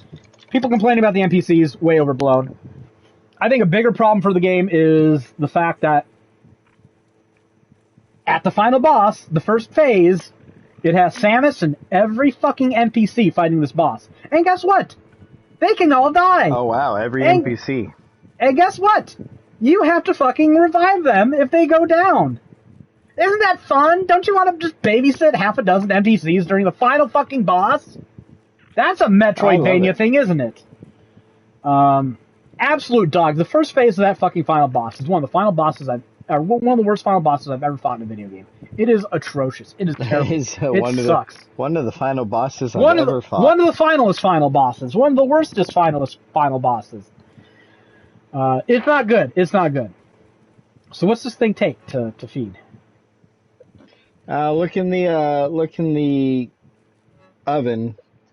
Not the cookery, the oven. One of the random chests. And I don't see anything. It takes broodmother parts, I believe, but no. Look in the oven. Orchid mantis kebab. Yeah, there's no standing. Yeah, stuff I mean in that's there. probably it. No, that's definitely it. I just don't think we have any broodmother things. I'm not sure we have any created. Oh, never mind. We have a kebab. Orchid mantis kebab. We absolutely do have one.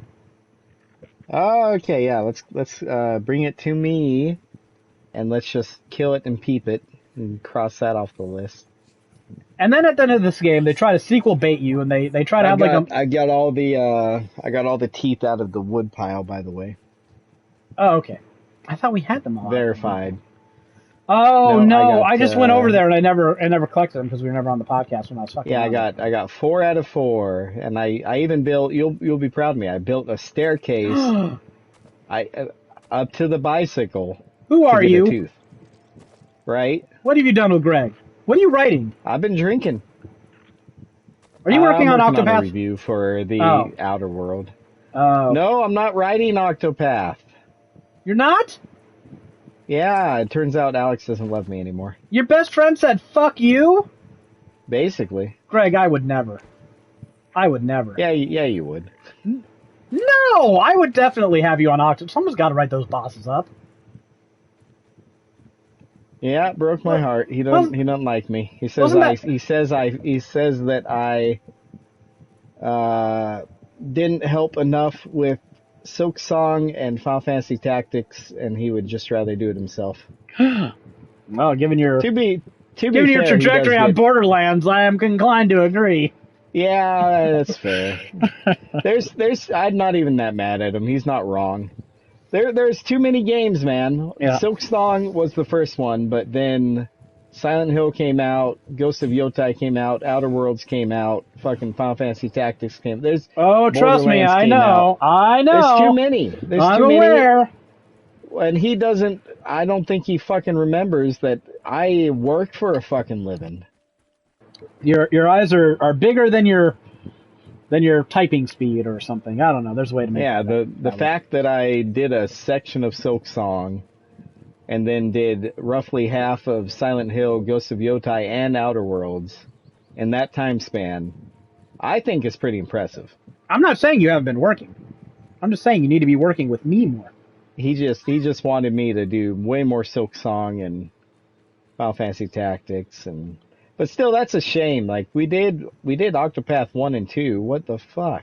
Yeah, we're not doing Octopath at Gamer Guides either, which seems like a bit of a waste. I keep telling you how many hits the first two got. Well, I just don't think Gamer Guides can attract that kind of traffic for these. Like apparently they get traffic for their maps, but they can't pull traffic for their. They just get preempted most of the time now. Like NeoSeeker has a lot more authority. I'm not even saying that the NeoSeeker guides are necessarily better or worse. I'm just saying that Google favors NeoSeeker and gives it more traffic for equivalent amounts of work, but for equivalent guides, I should say. That's certainly what it seems like. But maps, Gamer Guides does very well. Like they can put out a map and they'll compete with Game Genie for maps. So it's just I honestly do think it's the algorithm, which is why we're not doing some of these games. But still, like we've got a lot of people on Metroid Prime, and it's like this game's not that complicated. I got all the items first playthrough, 95% of the scans, and I know the ones I missed too, and they're just dumb. I just got I forgot. There's other good things I can say about it. So like a couple of the bosses are good. Not all the bosses are bad. Some of them are the most generic shit you've ever seen.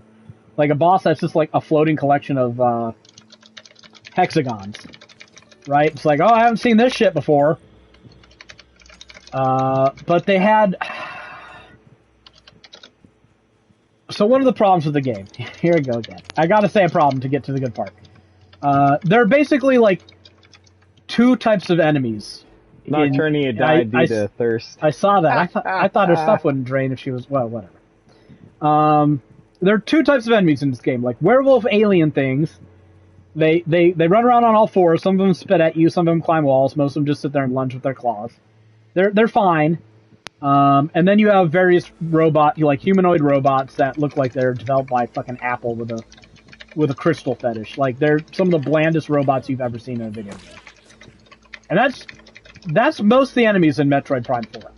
It's just those two things, and you'll be fighting them over and over and over and over again. Sometimes they'll have more health and they'll change colors. There's a variant of the werewolf guys who explode if you hit them. But there's not a lot of strategy to fighting these things, which is a huge demerit as far as I'm concerned. Like, and there's just not enough of them. Like, it's super simple to fight them. You have very little reason to ever use anything besides your normal blaster rounds.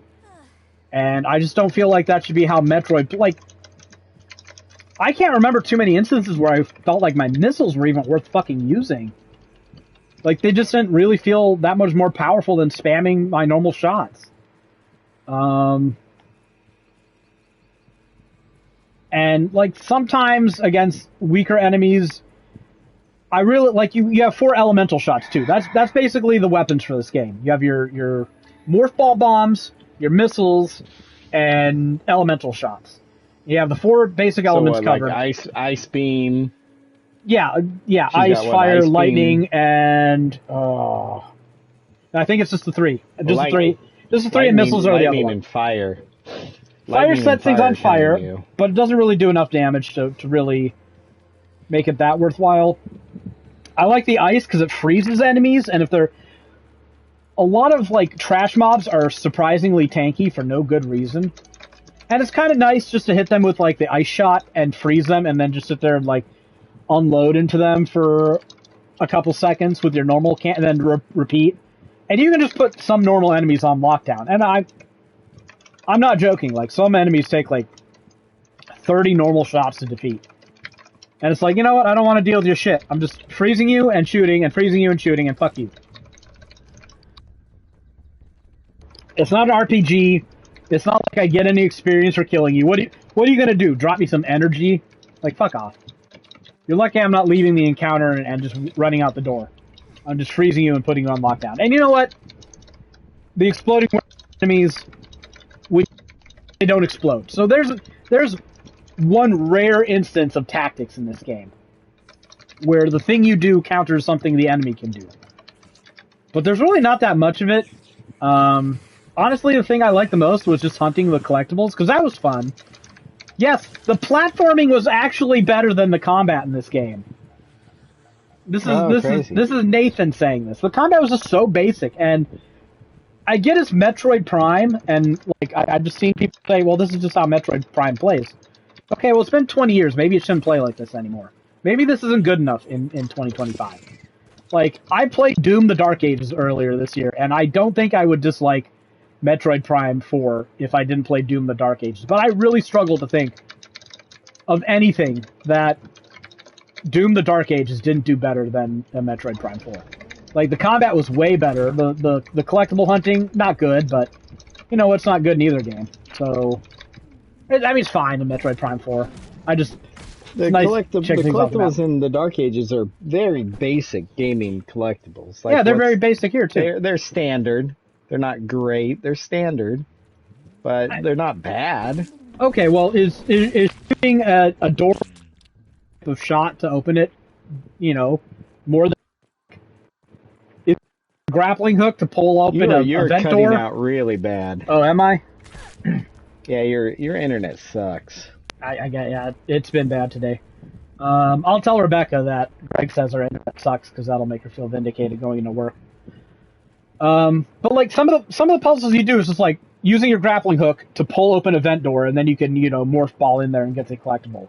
Or other times you'll use a certain elemental shot. About the same as the Dark Ages when you shoot a thing and it. Should I be using hot or mint here? I want to say this thing's weak to sour.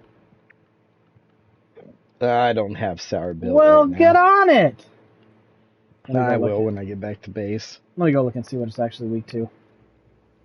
But like most of this is basic platforming. I like the parts where you actually turn into a morph ball and you go into like a chute and then you're going through like the innards of the level, and sometimes that looks really cool. Like that's probably the best graphical flourish this game does, but I don't know. Yeah, the morph ball stuff is usually pretty good. I'm looking for this thing's data entry. We haven't peeped the fucking thing yet. Right here. No wonder I can't find the fucking thing. Yeah, just spawn it. We'll peep it. We'll peep it right away. Where are you? Oh, you already peeped it. It's salty. It doesn't like salty. Oh. Yeah, okay. I'll switch my antline sword then. It wants you pierce its eyes. That's what it wants. But I think like a real bad problem with the game that a lot of people aren't talking. It's not that the NPCs are bad. It's that Samus is bad. I know she doesn't talk much, but she does the thing in this game where an NPC will just sit there and her contribution to the entire conversation is a slight head nod. I'm sorry, that doesn't work in 2025. That's kind of what she does, though. That just looks stupid. Like if you're gonna have a main character that doesn't interact with NPCs, don't have NPCs. Right? Easy solution. Or do what Halo did 20 fucking years ago and give Samus an AI that does the talking for her, so Samus doesn't have to. Or give her a few lines. You don't have to, make her monologue to actually interact with the NPCs, but it reminded me of Dynasty Warriors Origins, where you just got that fucking empty fucking shell of a main character who doesn't say anything to anyone, and you got these full-blown cutscenes going around him, and he's just like, nod. It's like, fuck off, that looks so stupid. And again, they want you to care about these NPCs at the end of the game. I don't. Samus nodded 3 times throughout the game. That's how much she cares about them. Why do I care? So that doesn't work. I think if Samus would have been more engaging, that would have helped the narrative. Maybe I would have cared about the NPCs when they tried to do their narrative bullshit at various points in the story, but they didn't. So I don't care. Like, you're not dying here. I know you're not. We're not doing this. I have 0 health, by the way, so you're gonna have to kill this thing. Yeah, I had to retreat and recover too, so because I had 0 health. No, I mean I have no healing. Oh, well, we'll see how much we can do. Hey, you got this. I mean its eyes with my crossbow. I don't think I got this. I think you should have brought healing. Like, what are you doing coming to a boss fight without healing? Yeah, I don't know. We got this.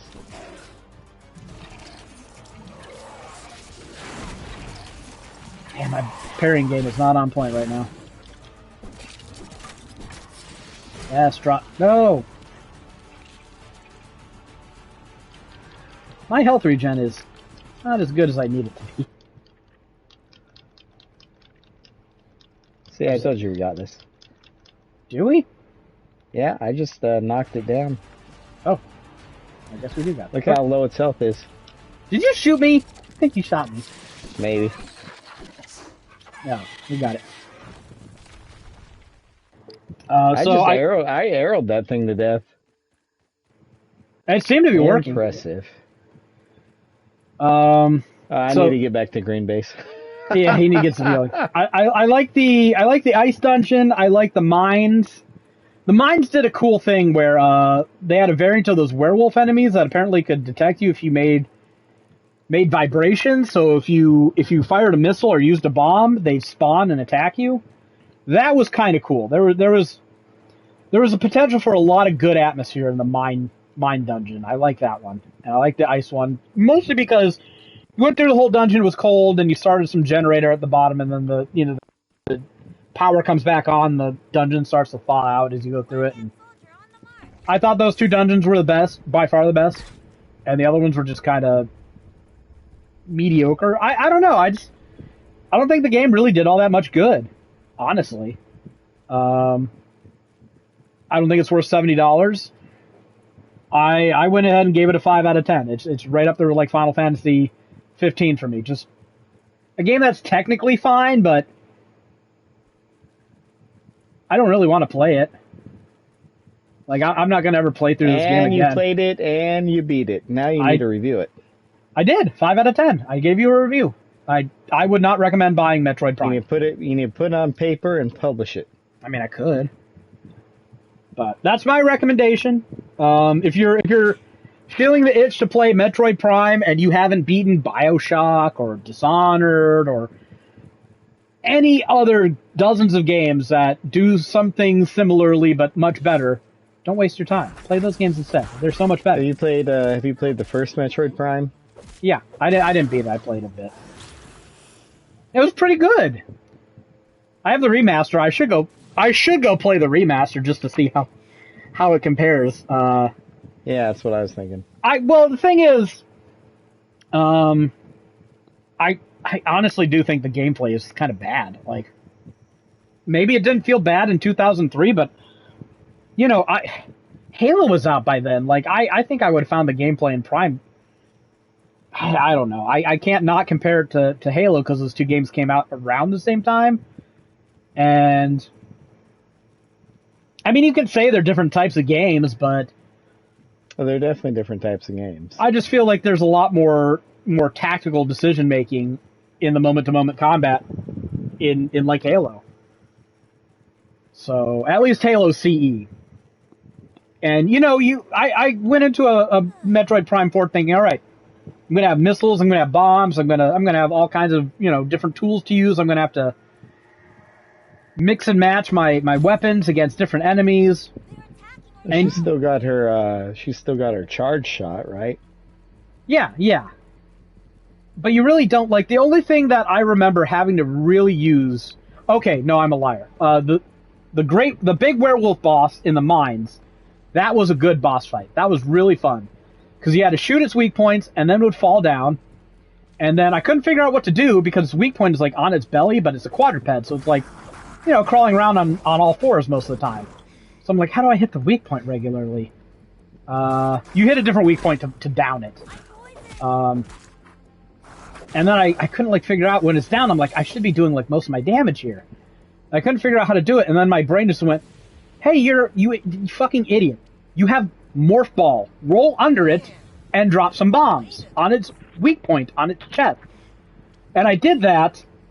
And that's not how you damage it, but when you do morph ball bombs on its chest while it's in its like stagger phase, then it like rears backwards for a while, and you can start hitting it for real with your normal shots. I'm like, okay, that's good. I like how this works. And occasionally it crawls up on walls and summons minions, and you have to, fend them off instead of dealing with the boss. That's fine. That's fine. So that boss fight was kind of generic, but it had the flow of a proper boss fight. So I really liked that one. And then some bosses will make you use you have psychic powers in this game, Greg. That's why it's purple. You get it? Oh, really? Yeah. And how the psychic powers work? Pretty much like how powers work in every game like this. You basically have telekinesis. But you have you can create psychic bombs, which basically you hold down a button while you're in morph ball form. And these bombs, you can pick them up by turning to your normal form again, and you can throw them. And there's almost never any combat reason to do that, but it does help solve a couple of puzzles. And you can do the same with a shot. And sometimes some bosses you have to fire this homing psychic shot and guide it through obstacles to hit a boss in a weak point to make it stop doing what it's doing. That's fine. The game needed way more of that. I feel like the game needed phases where my fire shot was needed. It needed phases where my ice shot was needed. And it just didn't do enough of that. A lot of the time, you can just skate by just by firing your normal blaster ammo, and it's should most of the game just be this? Because also, I feel like Samus needs a better dodge. She has the dash, but you have to have the lock-on engaged, and you have to double tap B, I think, on the controller. Yeah, B. I hate Nintendo controller layout. But that's also the jump button. So, most of the time, you're going to double jump instead of dashing to the side. And I'm like, could this not have been its own button? Do I need two ways to fire my normal blaster? Does this need to be mapped to A and RZ?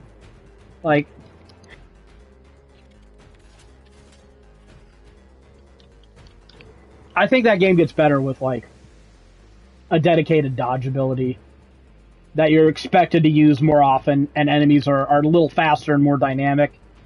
Or, you know what? Having just played Doom the Dark Ages, maybe a psychic shield would have been nice. I mean, if she's got psychic powers, why not? So, I don't think that much of this game. Fun to map, though. It's going to be fun to map. I got the whole thing recorded. So it's not one of those games that's a chore to write about. It just wasn't even really a chore to play. It was just kind of okay, this is kind of bland, kind of mediocre. Doesn't really do anything good. But if you go online, you read reviews, they'll talk about the NPCs being bad. And honestly, the NPCs didn't bother me.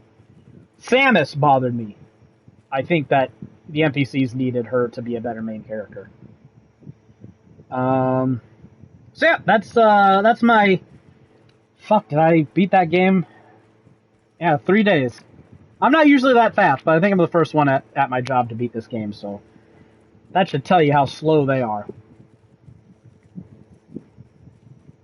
But I bought that game digitally at midnight, got it downloaded, put in a bunch of hours, before the morning of Friday morning happened, and I'm definitely going to invoice this game, because I really wanted to drive into town, just buy a physical copy, and I'm I'm not going to waste that much time. Do I really care?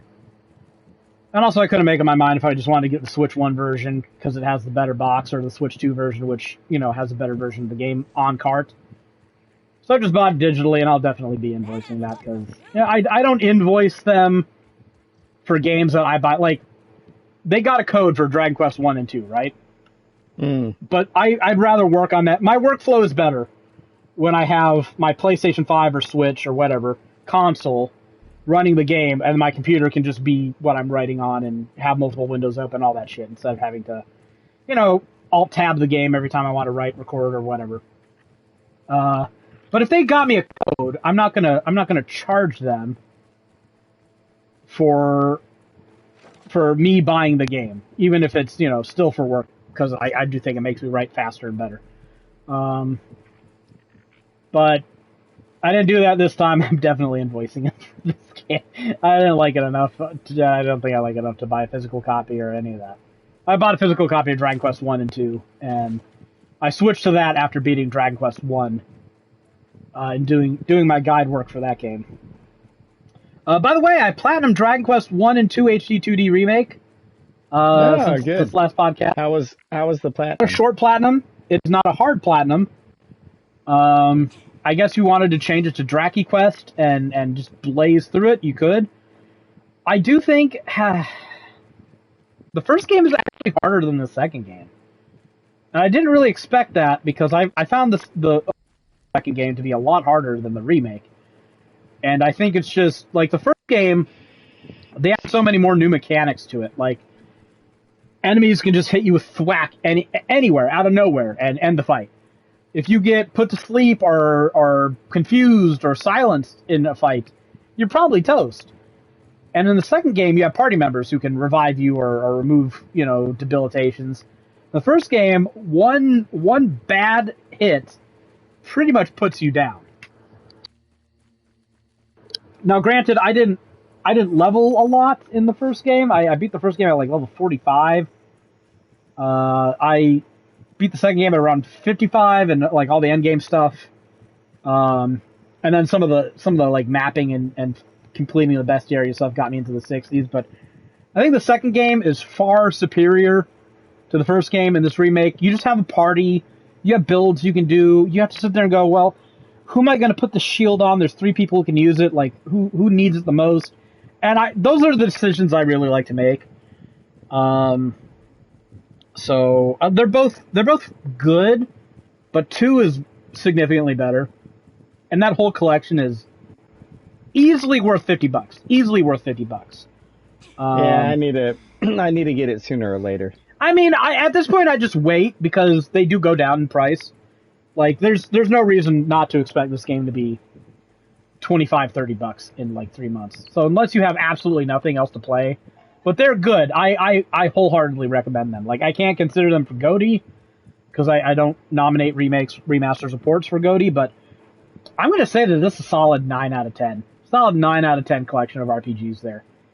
Like, even if they recycled assets between the first 2 and the third and each other, fine. You know what? If it makes the workflow go faster, the HD 2D remake looked fantastic already. Why do you need to change it? You don't. Use the same sprites. Use the same, areas if you're going to visit them again. That's fine. Perfectly fine. 2 games in 1 package, no complaints. Excellent. But the gameplay was really good. I have been playing Rise of Ronin. How good is that? Which is I said that was one of those games I wanted for Black Friday, right? Yeah. And I've been waiting forever for a decent price on it. And you got it. It is basically Neo combined with any Ubisoft game, like the open world Ubisofts, like Far Cry. Is that good or bad? They took that format and they threw Neo character fighting and animations and weapon styles into it. And they just married them together, and there's a game. It's very historical. It's all about the British and Americans visiting Japan for the first time. And so the whole thing is centered around, do you side with the people who want to keep them out of Japan, or do you side with the people who want to bring in these new inventions and learn from them and, discover cannons and shit? What's your opinion on that historical nugget? Oh, it's I think it's a very fascinating debate between those two sides because, like, the people who want to keep them out, they're just wary that they're going to be used, right? And they just don't want Japan to be used by these foreigners. They're very Japan first type of people. Keep Japan great again. I mean, okay, I don't think that's fair. In my historical opinion, that's like a lot of it. That's what they're arguing about. You ready for me to give you the worst answer possible? At least in the game. Oh yeah, let's hear it. My historical opinion. But you're going to be Trump. No, the Trump of Japan. I think both sides were right. I think both sides are right. Now, how is that possible? The West was fucking using them. The West was trying. Like, look at what the West has done every time they cracked open a new market. Like, they were right, yeah. Japan got off time super light, and because Japan was smart. At the same time, they were absolutely behind the curve technology-wise. If they would not have let let the West in, they would have been conquered by somebody. They would have been conquered. Like, Japan took a terrible situation and somehow made it into a win for themselves. Like, they were so, you're right, they're so behind technologically. This game is so all about that struggle right there. Like, these people are constantly killing each other over Japan, the quote unquote the way to lead Japan into the future. But that happened. Like, do you know the history of that time period and to the reestablishment of, like, the end of the shogunate? There's all kinds of assassinations and just, like, you know, gang killings in the street. Yeah, like that went on for like 200 years. In this game, like, your character is completely fictional, of course, but they put them into a historical timeline. And when I say historical timeline, they have years, dates, and historic battles. Yeah. That they track through the game. And they have this, they make it like time is linear. You make your choices and you live with them. But the way they get around it in the game is that they have this Chronicle of Souls book that you can read and go back in time and make different choices. So therefore, nothing is missable. And what would be missable? You when you choose which side to help out, you get certain allies from that side. Like, you can befriend Commodore Perry. You can befriend you can befriend different historical figures, and some of them are on one side and some of them are in others. I couldn't think of his name, has but that Neo structure where you know how in Neo he had main missions, and you can, like, go back and replay missions, and you start the mission, and you have multiplayer in the mission. They do the same thing here. They have missions just like that that you trigger from the world map. And then, like, the rest of the time, you're just in an Ubisoft open world map. You collect cats. That's one of the big things that you collect in this game. That sounds like a thing. I don't know. I've been drinking too much, but it's okay. It's not like it doesn't. I haven't gotten too deep into, because Neo was all about. You had like 5 or 6 different weapons, and you switched how you held them. And it was a lot like Ghost. It was kind of like Ghost of Tsushima, where you had different styles that you could fight with. I only really know Neo 1, because there's a Neo 2 out. I never played it, but I wrote for Neo 1. You never played Neo 2? I never did, no. That's weird. But I spent a ton of time with Neo 1, and you could customize your combos, and your combos changed based on how you held your weapon. It's a lot like that here, except for you learn different weapon styles and different. There's way more. There's like double the weapons for starters. There's also muskets. You learn weapon styles based on who you befriend, and you have a house, and your friends will come visit you, and you can give them gifts and talk to them, and you level up your friendship, and that's how you, like, become an intermediate and a master of certain weapon styles. Does Commodore Perry have a big ass mustache? Yeah, he does. Awesome. He's the guy who showed up, the head of the American fleet, and basically went, "See these big ass guns? This says you're going to trade with us, right?" He's that guy. Yeah, he's that guy. Yeah. Okay. But there's a big focus on the British and even the French. Fucking French. I don't remember hearing in the history books about the French, but they're in this game, so I'm assuming they probably were historically also part of it in some capacity.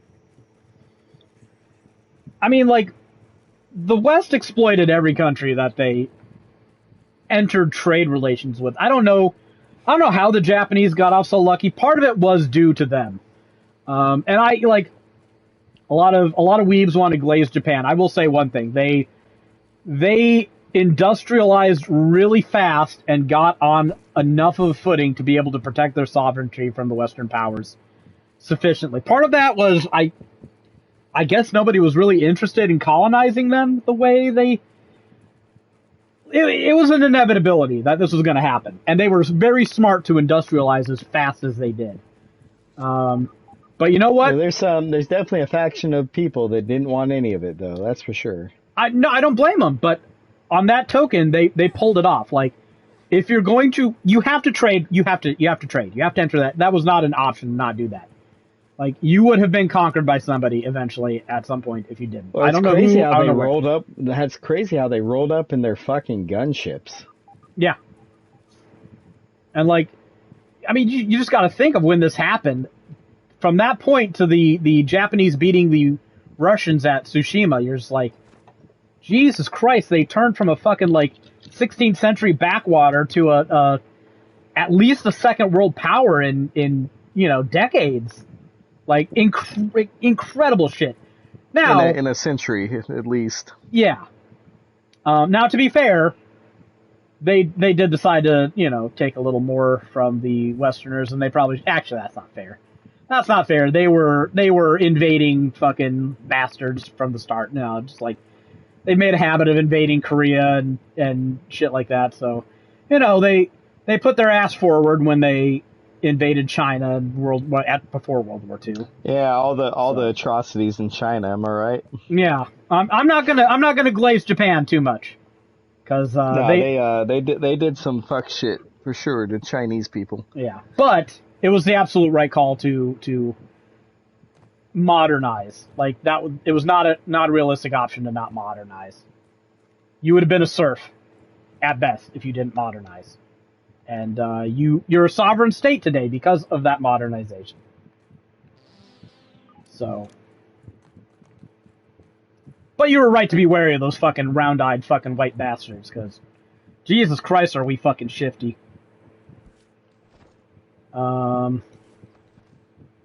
So you have a positive view of Rise of the Ronin so far, is what I'm taking. Yeah, no, it's fun, but it's not going to be everyone's cup of tea. I like roaming around the map and finding cats and people to kill and like the bounties, and they give you a old timey camera, so you have to take pictures of people, and it's got some RPG aspects to it as well, with a skill up system, but it gates the skills behind specific, because when you level up, you get skill points, right? Yeah. But there's 4 main stats, like strength, dexterity, and intellect, and charisma, and it gates some skills. Like you may have 50 skill points, but you need 3 charisma skill points to be able to lie to people in dialogue choices. You see what they did there? Yeah. Well, I mean, dialogue choices that have stats attached to it. That's doesn't get too much more RPG than that, really. Yeah, but it's only certain things. It's very selective in how it runs all this stuff.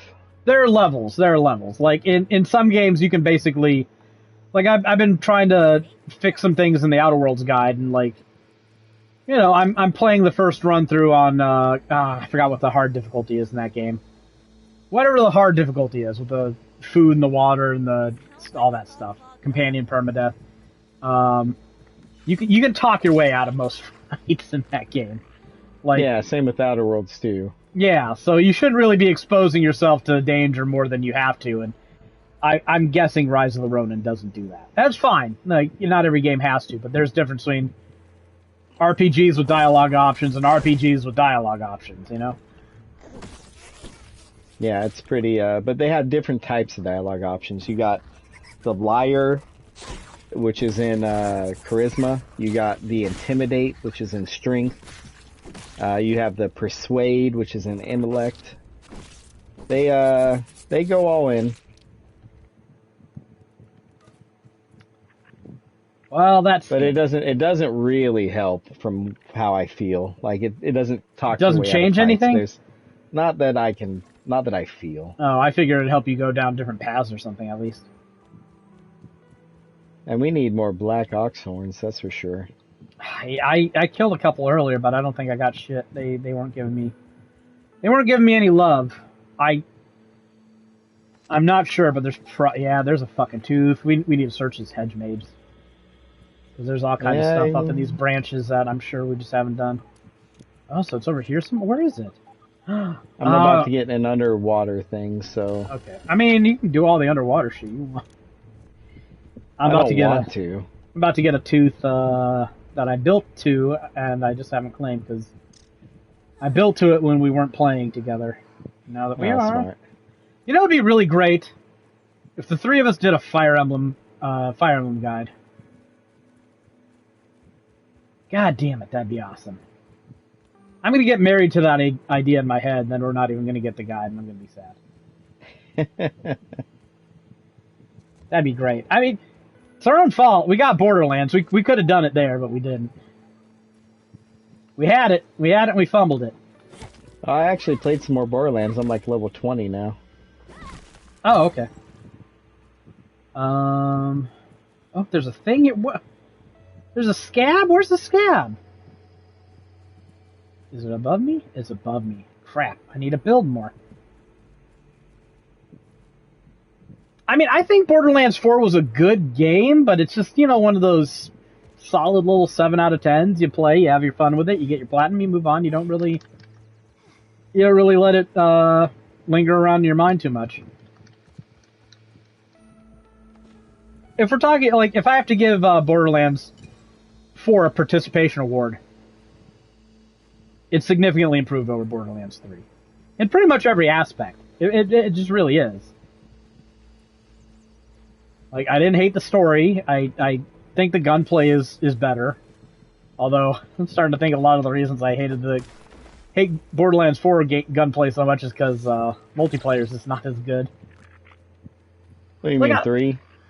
No, in 4, like, we were playing together and I'm like, oh my god, all these fucking enemies are goddamn spongy again. What the fuck? And there goes Jared. Yeah, I think it's the multiplayer thing. I hope Jared can enjoy that laptop, because I scrooged myself out of all that shit. I'm just like, alright, something's gonna fucking break, and I'm just gonna be, you know, up shit creek.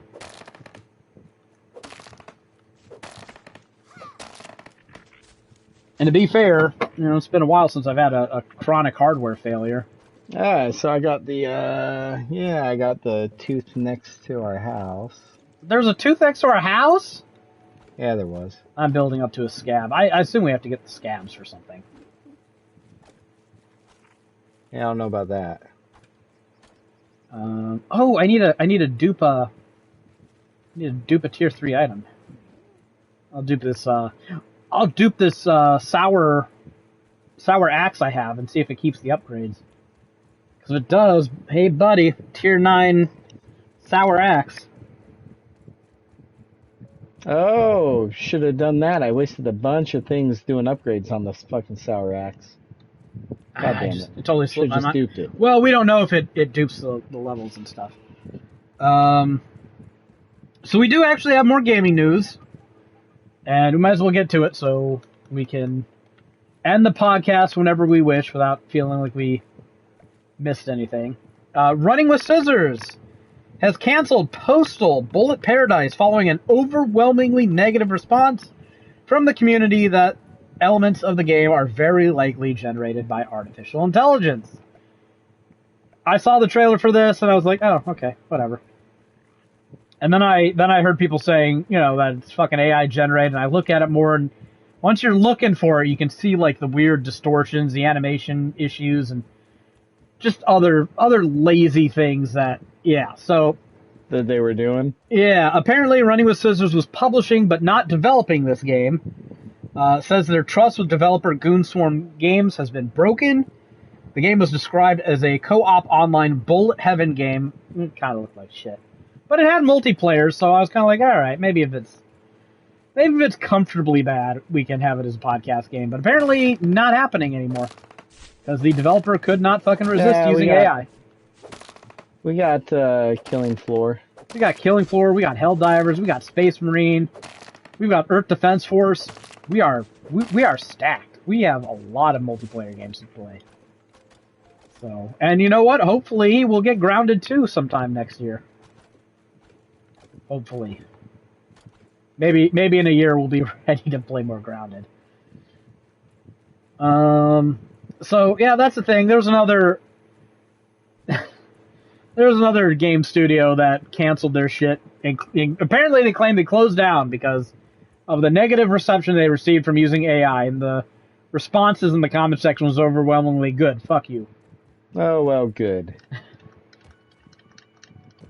And they were claiming they weren't using AI; they were just maligned. People were like, shut the fuck up! You were using AI. Like, I think AI will become a lot more of a problem when AI becomes good enough to not look like AI. But until then, I don't know, man.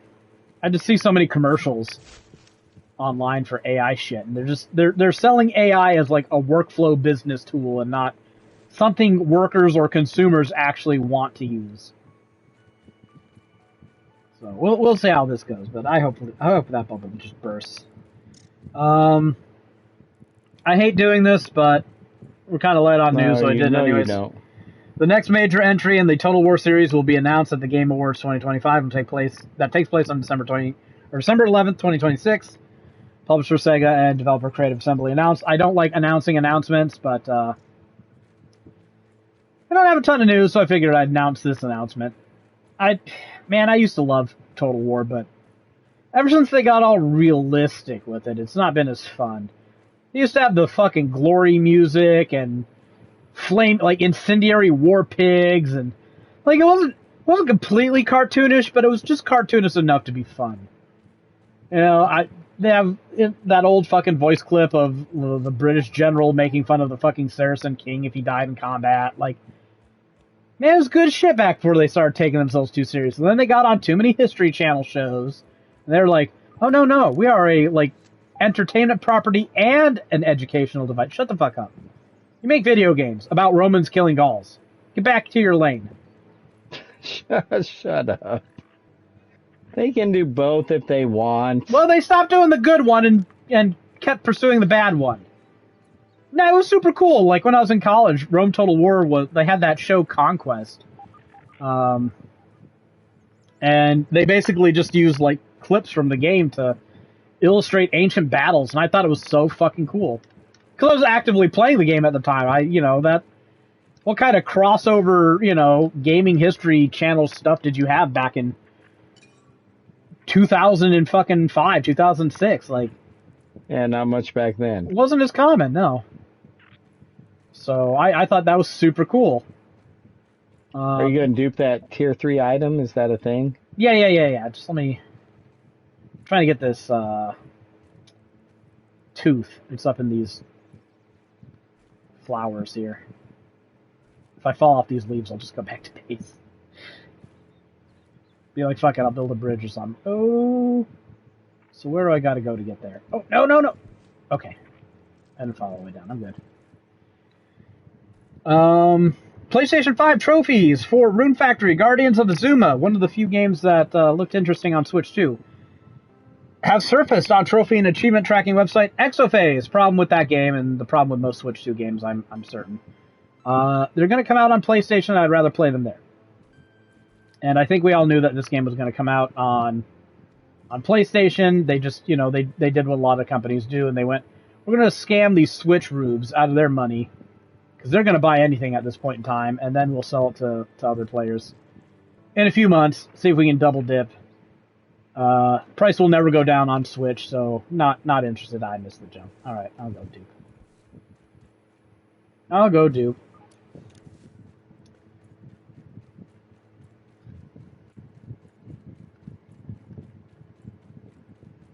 But that's all the gaming news we had for this podcast. So how much of Killing Floor 3 did you play?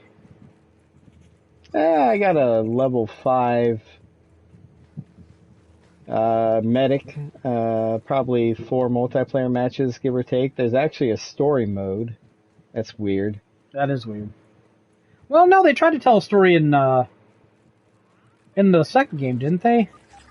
It was kind of like freeform. In the multiplayer match, as in you play a regular multiplayer match, but you have a tag to do things in the location you're at.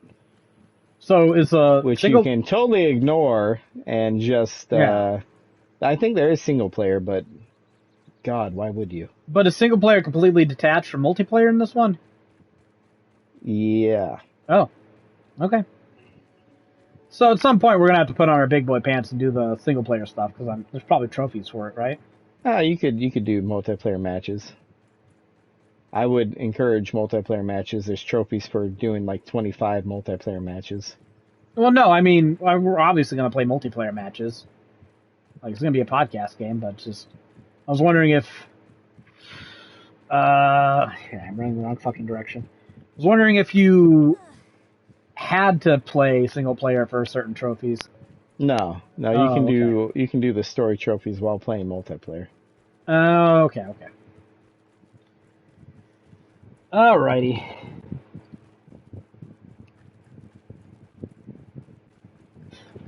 A lot of Packers fans, after a week of vicious shit talking, are like, alright, the Bears are actually not that bad. It's nice to have a rivalry again, I guess. Yeah. Look, I'll say this, like, I don't really hate the Bears as a team, like, they've never done anything that made me fucking dislike Eagles and fucking Cowboys and some other teams I'm not a fan of. If you go back to the history of the Packers, 1932, George Halas was having trouble. You know, there's a little thing going on in 1932. I don't know if you remember, like the Great Depression. Kind of made it hard for some businesses. I don't remember. Yeah, well, I don't know if you read about it or anything. It's a little obscure tidbit. He was having trouble making payroll, and there was concern he might have to shut the team down. And the Packers gave him a $1,500 loan to keep things running. Why? Oh, goddamn Greg. Oh, so you're saying the Packers own them? Well, they own them, and then they also own them, but two different ways. Well, see, no, there's receipts because the Packers were having trouble getting a new stadium in the 50s. I think it was 56. They were trying to get what would become Lambeau Stadium built, and they were having trouble getting funding for it. And George Halas, who at that time is still with the Bears organization, so there's no wonder he's a fucking legend, right? 30 fucking years plus. And he goes on TV saying how important it is for the stadium to get funded because of the interstate rivalry and all the business it brings. If you look on a map, like Green Bay and Chicago are maybe like a 3-hour drive from each other. There's a straight line along the coast of the Great Lake there, Lake Michigan, and so I mean like there's kind of a chain of suburbs that links the two, and it probably wasn't the same back then, but he's not wrong though. He's not wrong. He's not wrong. You do need that rivalry. Both teams vastly benefited from bailing each other out at different times in their existence. Like you just, it's not the same NFL without the fucking Packers Bears. It's just not. That said, I'm gonna look at things a little objectively. I look at the Bears and I don't currently look at a team that is better than the Packers. Frankly, I don't think their quarterback is nearly as good as Jordan Love. Sorry, I just don't see it from Caleb Williams. Yet. He is his second year, so, he's not as helpless as a lot of other... He's not J.J. McCarthy, but, you know what? Who knows? But he could be Murray. He's better than Murray, come on. Yeah, but give him 2 years. No, yeah, I'm saying, like, it's his second year. I'm not saying he's a bust. I'm just saying, give Jordan Love a little bit of fucking respect. How many quarterbacks have better stats than 22 touchdowns, 4 interceptions? We need to go do that. We need to go do that stupid fucking wasp fight. Oh, well, do we have the stuff? I don't know. Let me go dupe this. This is super duper. It's in the Oak Lab. Super dupe! Did it give you the same levels? I don't know. I have to get it. Did it just put it in my inventory? Yeah, it should. It absolutely did. Yeah. Holy crap. It just outright duped a tier 9 weapon and kept the 9 on it. That is unexpected. And it should also be a burgle quest. I need to go look at this. You should give it to me, and I'll give my level 7 acid thing to Rebecca. No, that's fine.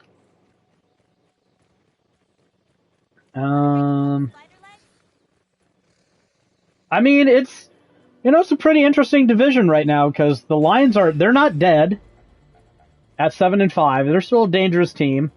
I mean, the Bears are 9-4, Packers 9-3-1. Like, we got 3 teams that could make a bid for the playoffs. I don't think it's possible for all 3 to make it in. Because like, one of the Rams and Seahawks aren't making it, and I don't think 2 NFC North teams end up with a better record than the Rams or Seahawks. So, the best case scenario. Yeah, put it in this chest. I'll grab it out. I'm putting it in this big one over here. Oops.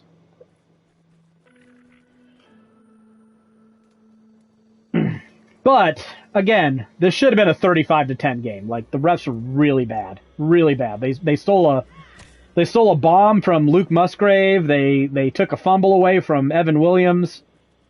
Like, they called some bullshit. They called some bullshit penalties. They were bad. They were bad. I'm not gonna be sour about the refs after a fucking win, but that was a 14-point swing in just officiating today, unjustifiably, in my opinion.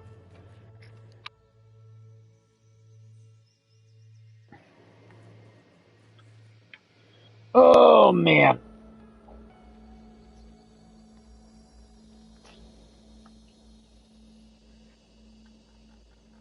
But I guess we can't fire our head coach yet because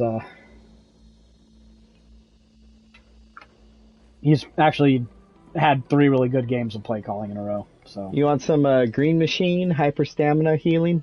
Fuck yeah.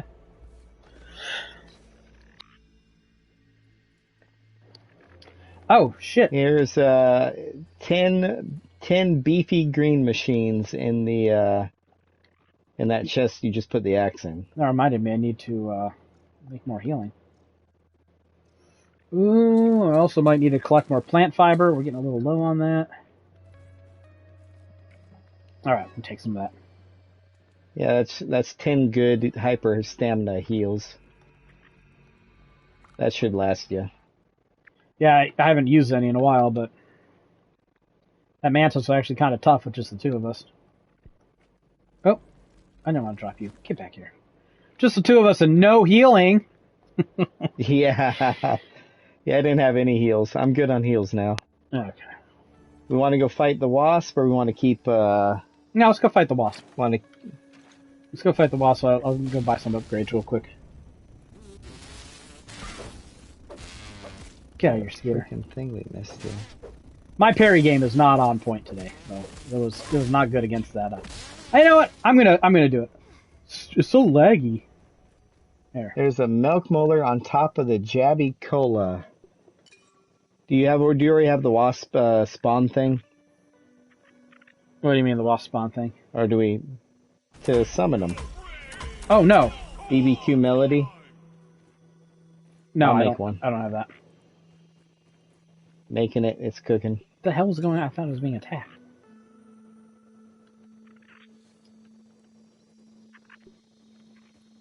Alright, so we got max consumable stack size now. Alright, while it is cooking, I'm gonna go fill up on some margarita. You know what? I'm gonna get a soda. How about that? We'll both go AFK here on this professional record-setting podcast. Yep. People love it. Has the monster shown up yet? No, I haven't seen any comments from her. She should be here. What the heck? She's missing drink night.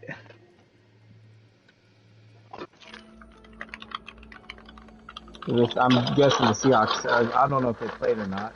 Oh, I thought they did. I think they beat the shit out of somebody.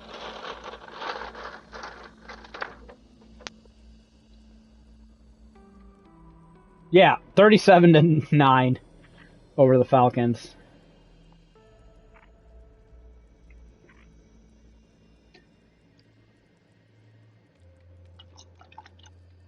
Let me go see. Player stats. I'm gonna go obsess over my boy.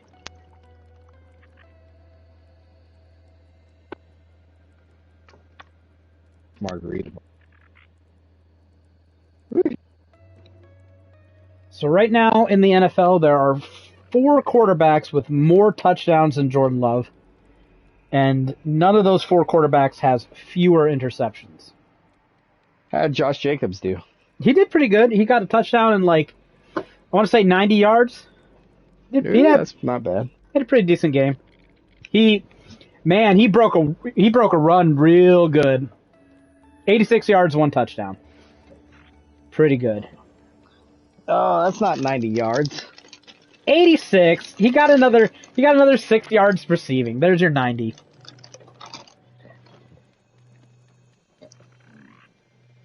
Ugh. All right. I'll be back.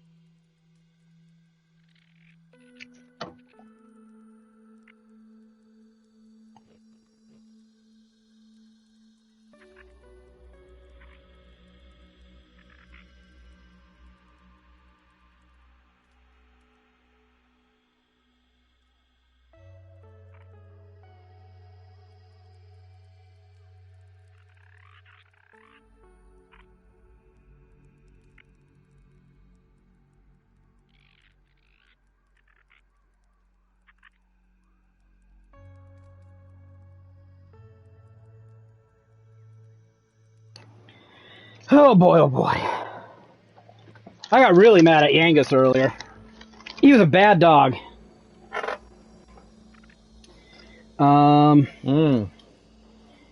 So, we live near a military base, and these fuckers decide that they need to waste taxpayer money by firing their fucking artillery. They have a range, across the street from us.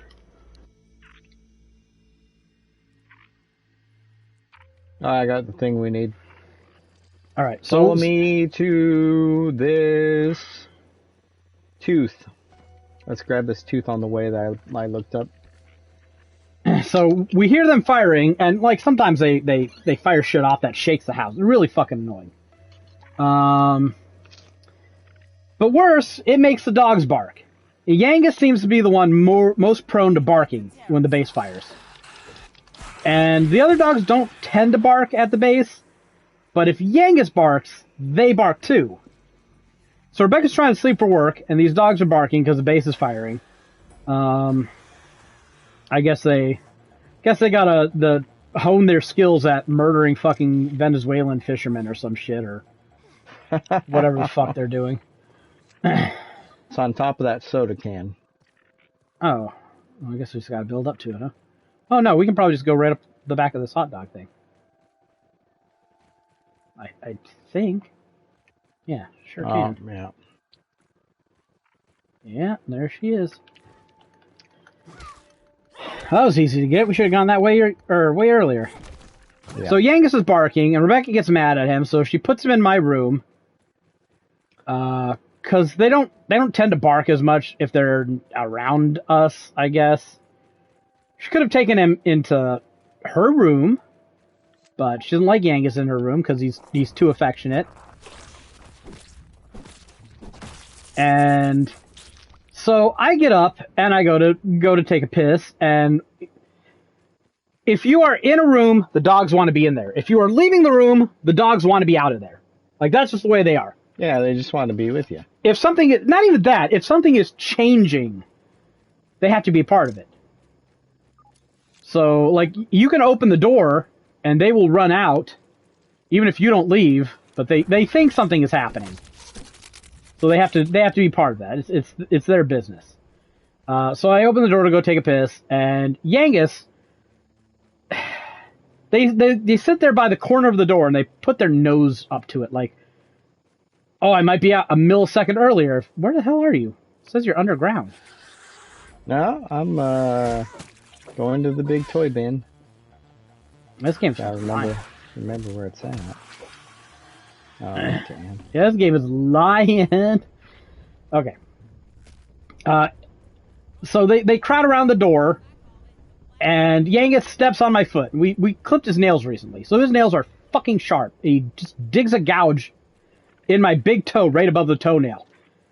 And I'm pissed. I'm like, motherfucker! And I yell at Yangus. I can't imagine Sprocket ever hurting me by stepping on me. Well, like maybe on the balls. Well, I mean, Yangus is 40 pounds. He's big enough to scratch you. He tore a gouge in my toe. Like it was fucking bleeding. Sprocket is half that, so yeah, less than half that. So that I was like, motherfucker, that hurt a lot. And then he decides he's gonna get scared because I fucking yelled at him, and he just runs past me back into my room on the couch and jumps on the couch. I don't know why he thinks that's like a place to be if he thinks I'm mad at him. The stupid thing says there's a burgle chip in the toy chest that we never got. There might be. How's that possible? There might be. I don't know. I don't think we explored it. Well, no, we did explore the fuck out of it. I don't know. But I don't have a lot of space in my house, as I've made clear many times on this podcast. So I have my computer next to my couch. It's a little bit off to the side there. And I have my Switch 2 on top of my computer. And they're little corgi stairs, a couple inches away from the computer. And that's where they run up to the couch. They just run up. So Yangus runs up the couch, and he turns his ass around on the corner of my couch and knocks my Switch 2 off of my PC. Oof. So now I've had it with this fucking dog. I fucking chase him out to the living room, put him in his cage. And I'm fucking mad. I'm stomping. Rex is like, what the fuck is going on out there? It's like, this fucking dog fucking tore open my toe and knocked my Switch 2 down. And I'm like, don't ever put this fucking dog in my room because you think he needs to be babysat. Put him in his fucking cage. I was mad. Mostly because of my toe, though, because that fucking hurt like a bitch. Well, he's dumb. Wants to be with you. He does, but he's dumb. This is exactly why we don't like him being with us. He's clumsy. He's clumsy, and he doesn't know what personal space means. And he causes injury. Like, he's not a big dog, but he's big enough that he can just claw you or put too much weight on the wrong part. Like, I don't know. These corgis all have the ability to just, like, focus all their mass onto one part of their body and just stomp through you. God. 9-4 is the 7th seed in the NFC. That's crazy. That is crazy. The 10-3 Seahawks are currently the 5th seed. Yeah, that's crazy. They gotta beat the Rams. If they beat the Rams, it's anyone's division. And whoever wins that division is probably the 1 seed. Like, I don't know. The Lions play the Rams. That'll be an interesting game. I can't see anything. Am I gonna have to root for the Lions? That didn't seem right. I guess there's no harm in it, though. We already beat them twice, so like, what do we got to lose? So you're a Raiders fan, but you don't really like get involved in like division rivalry stuff or anything like. No, I don't care that much. I don't think the Raiders have as strong of a divisional history as some other teams do. Craft spaghetti. That's probably a daily. Like, you remember, some of those quests aren't burgle quests. Some of them are daily quests. Yeah, that might be right.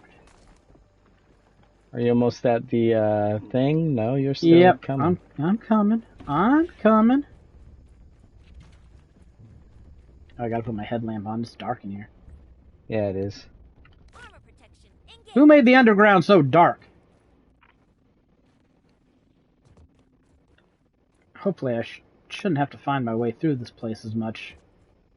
No? Did they get rid of all the stuff we knocked down? I think they did. Damn, that sucks. I was hoping I found the burgle thing. Oh, we did miss one. Yeah, I'm gonna get it. That's surprising we missed one, because we were all over this place.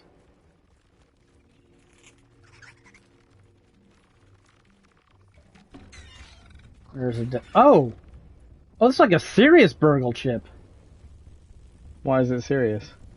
Because, wasn't it called Forgotten Burgle Chip? Yeah.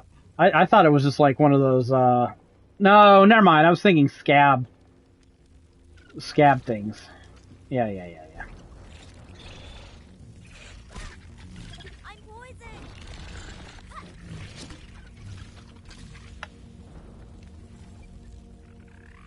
Get out of the way, ant.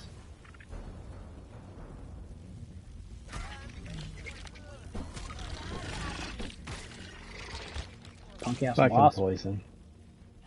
Yeah, there's plenty of wasps in here. Yeah. Let's get to the boss area. I gotta find where... Oh, you're up here. Okay. Yeah.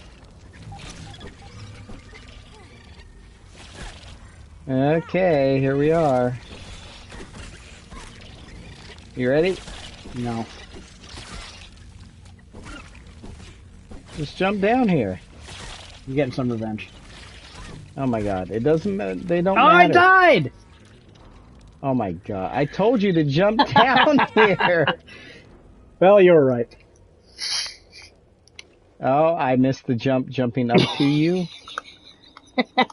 My game is laggy No, it as doesn't. fuck. It doesn't matter. I can just respawn at that field station. It's fine. It's fine. It's fine. I mean, I'm almost there. I already restarted.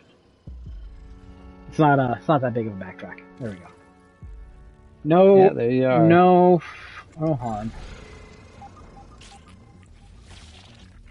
Did you kill? Looks like you killed your guy, and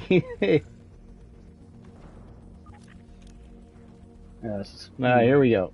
No more dying. What is this thing weak to? Hold on, let me look at what's weak to. I can go We see haven't what. peeped it. No, but I can see wasps. Wasps. Weak to salty. I didn't like. I guess I gotta level up this antlion sword. I just don't like how it performs. Yeah, same. Like, it doesn't seem to do the damage. There, we have peeped it.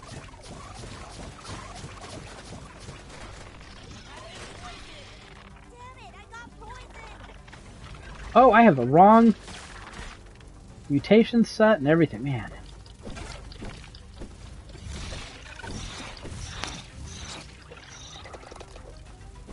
Come down here, you bitch.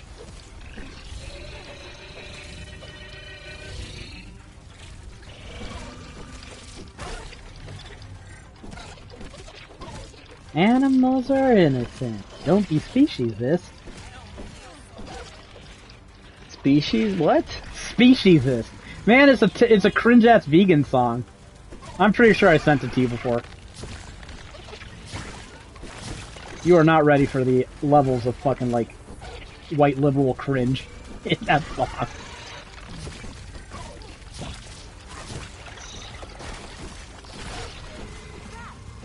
It's like a rap about why you shouldn't, like, call a human being a piggy because that's insulting to piggies. Oh, wow. I'm not joking.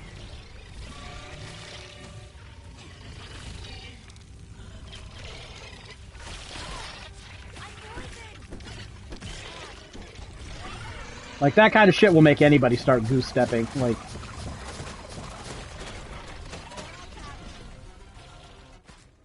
I don't feel so good.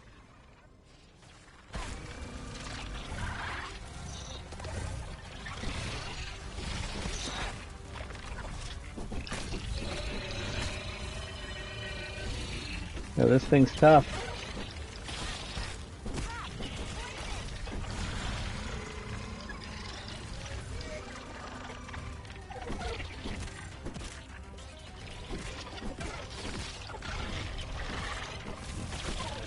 feel like I was doing more damage to her earlier.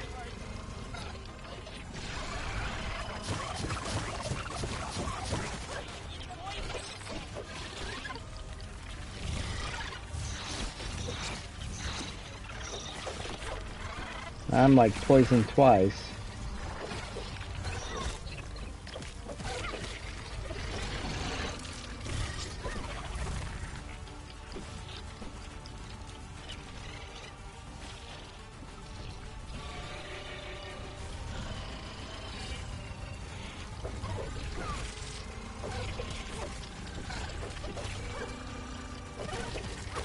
I almost got her.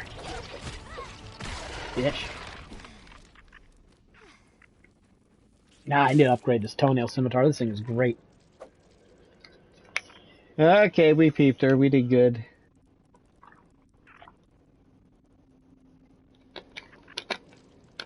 Rams first, Packers second, Eagles third, Bucks fourth. Oh, they're still in the lead. Okay. I guess they have a tiebreaker win over the Panthers. 7-6. Seattle fifth, 49ers sixth, Chicago seventh. You know what? People don't really talk about the 49ers this year, but they're doing pretty good. You never hear anyone mention them. For how crappy they've dealt with injuries, I guess. I mean, they've been pretty unlucky as a franchise, gotta admit. That's the thing about I don't gotta admit anything. That's the thing about the Packers and Bears. Even if they are bad, or they get hurt by injury or fucked up by injury or whatever the hell, like their rosters are young. They've got years to bite at this apple, you know? So I feel like it doesn't... Even if the Bears aren't as good now as their record is, like they're still looking pretty good. And they'll probably be competitive next year. The Packers don't win this year. I mean, we've got Jacobs, McKinney, Love, we got Parsons. A shit ton of we've got a shit ton of... You can see my thing when I put it down, right? My marker. Yeah. Oh, I think so. We got like 3+ teeth over here at that wood log. 3 more to get? Yeah, at least at this one wood log. Well, let's go fucking get them then. Let's get them.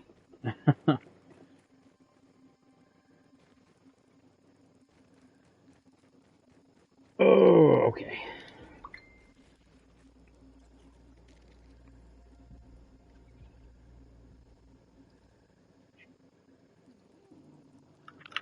Yeah, like how the hell are we missing this many?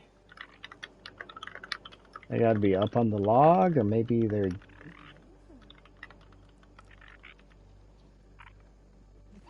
What's this one? No, I don't want to go there. On top of the fallen log. Ah, okay. Oh, I have a road that gets you fairly high up there. You can just jump, though.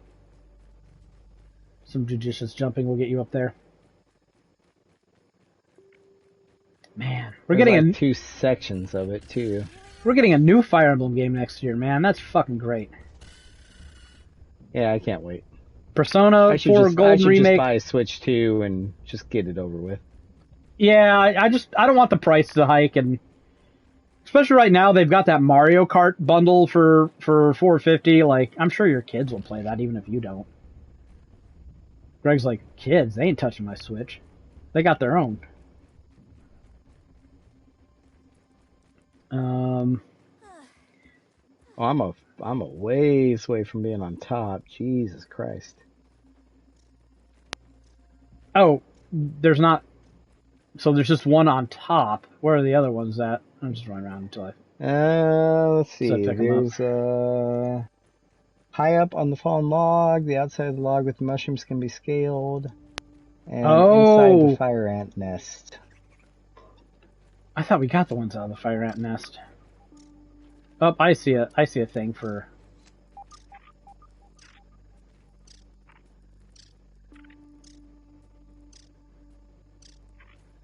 Oh, I see a walkway built on the log. Yeah, it goes right to the toenail. How do we not grab this one? Looks like a tick up ahead. Road. I don't have a good answer for you, so I'll just blame Rebecca because she's not here.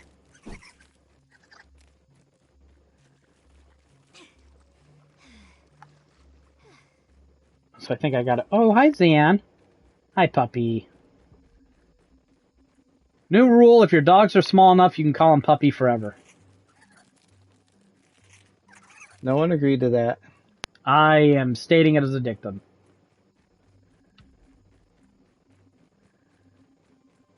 Where's the outside of this log at? Am I going around it? I think I'm at the wrong log.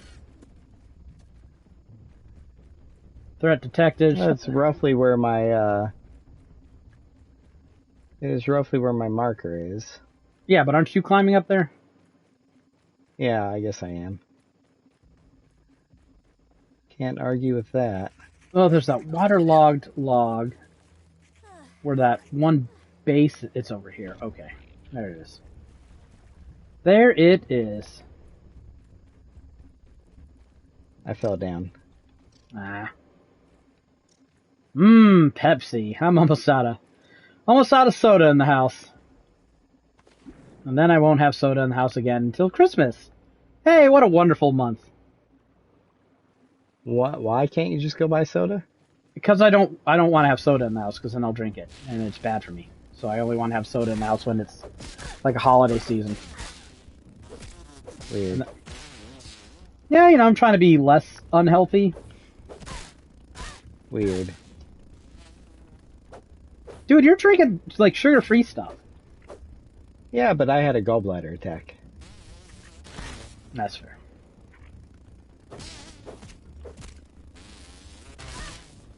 It's my body hates me. It's bad for gallbladders, right? Soda. It's worse for gallbladders, right? Cocaine? Well, I assume that's bad for everything. I don't know. Alcohol. Oh, well, I am in good spirits. Greg's like, I will give up soda. I ain't giving up alcohol. There's limits to this. I mean, that's why Rebecca can't drink. It's because she had her gallbladder removed. I mean, I'm sure she could drink a little, but...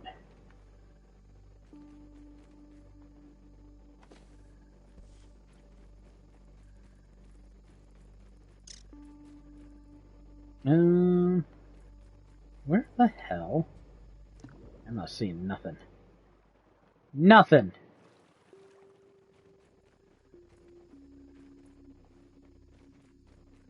I know there's ways up to this log. Yeah, this probably isn't it.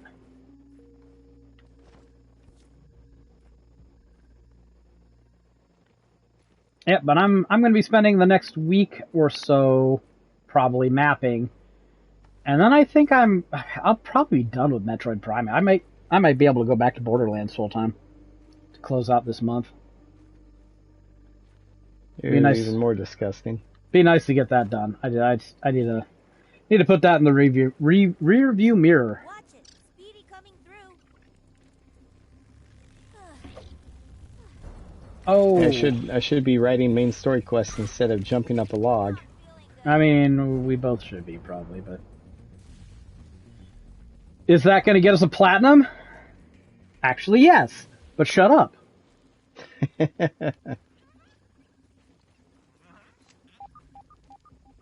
Oh, yeah, I'm getting a 2 thing. The only problem is there's a bunch of fucking wasps. Well, ain't getting that tooth with them alive.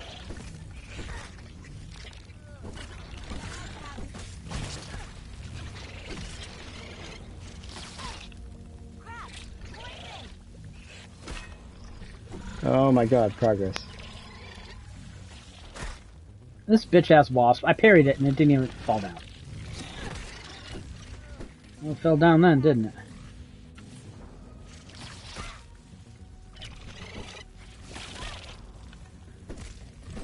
Oh my god, I actually got on top.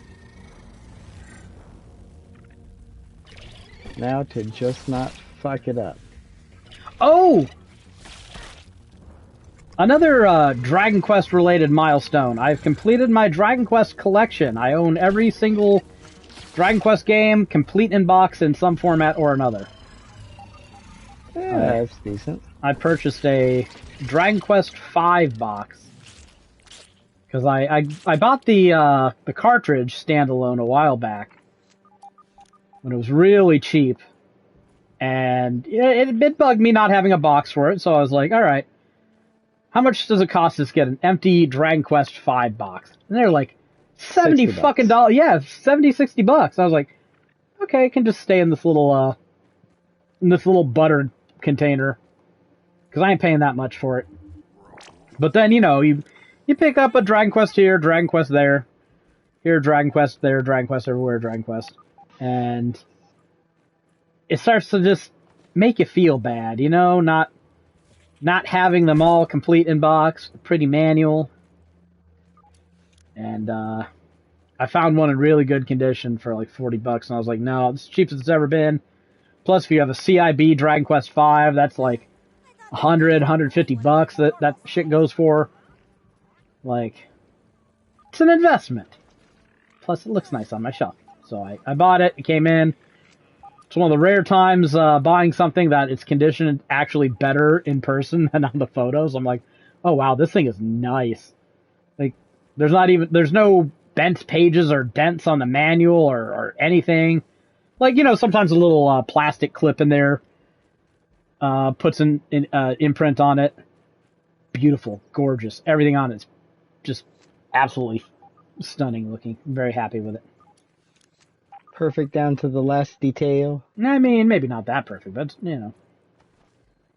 So where is this tooth?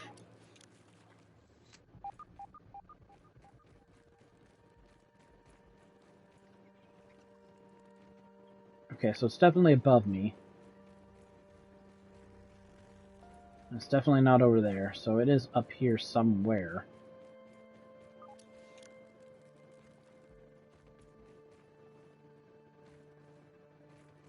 Ah.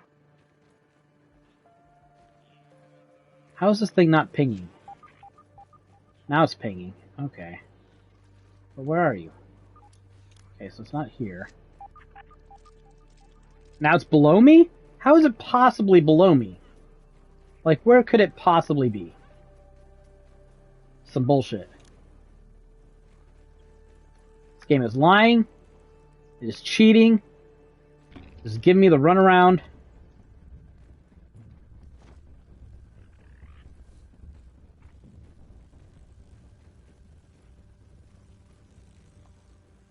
It's gonna make me fight these stupid wasps that I don't want to fight. Well, you're at the stump. You're not at the log. Yeah. I guess we're searching for different things. Yeah. Oh, I found mine.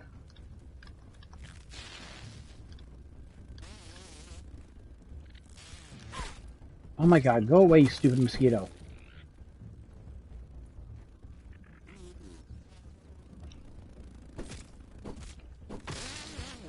Punk. Alright. I have no idea where this stupid molar is.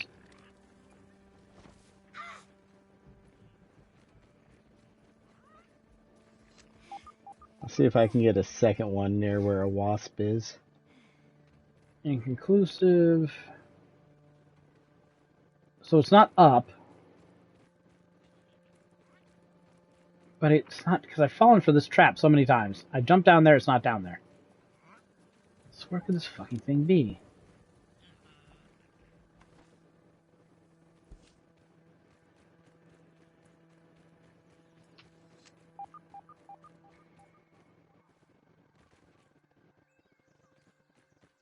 It's not up.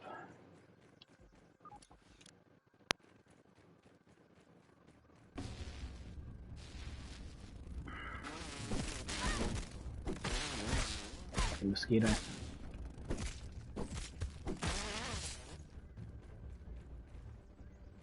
I have no idea where this one is. It's like,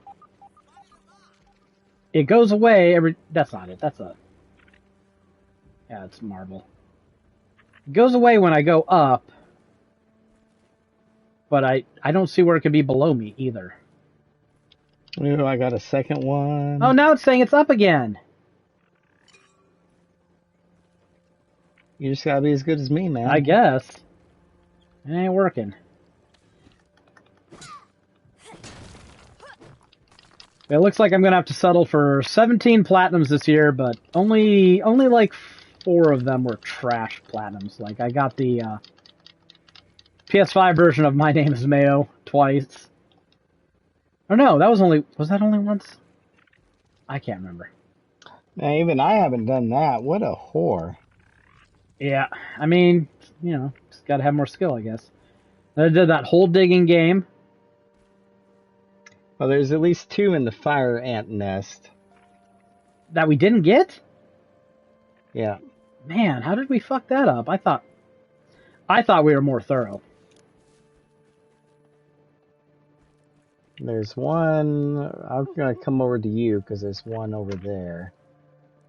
Oh my fucking god. On top of the root outside the stump lab outpost.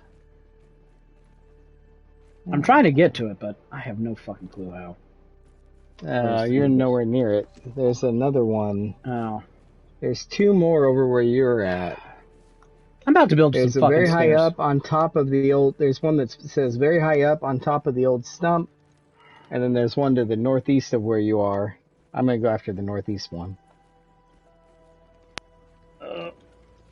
Okay, how do I get to the top of this stupid fucking stump? You go to the like east side, and you can climb up it. That's how I would do it. I should just build some stairs. It'd be faster at this rate. Then climbing up? Yeah. No way. For me, I suck at platforming.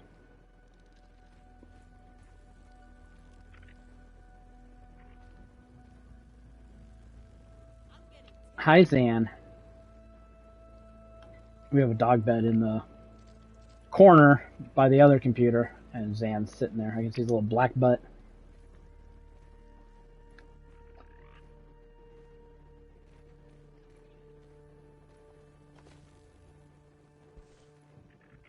How is this not where I just swear this is?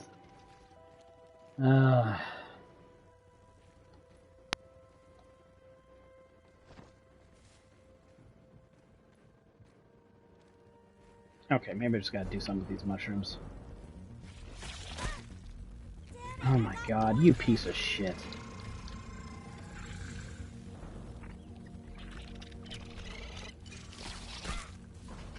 Man, I'm good.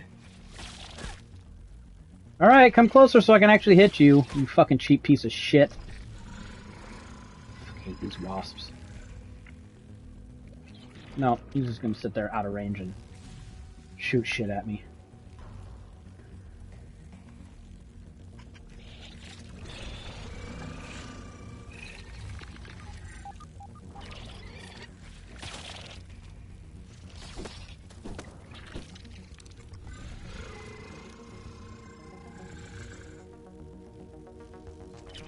Come on.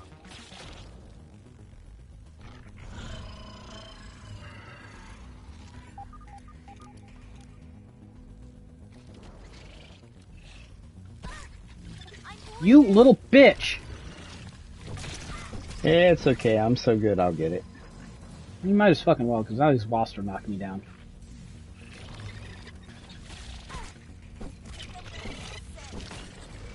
This thing followed me into the pit that it knocked me into.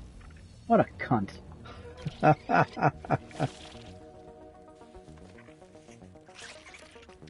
Fucking hate wasps. Yeah, fuck that. That place can go suck a dick. Well, you could always go into the fire ant hill. We already saw. How is there one? There's two in there at least. You need to pull up a map for them. I'm looking at a map. It's all the way over there. Hey, Zan. How you doing? What a little puppy. What a doggy.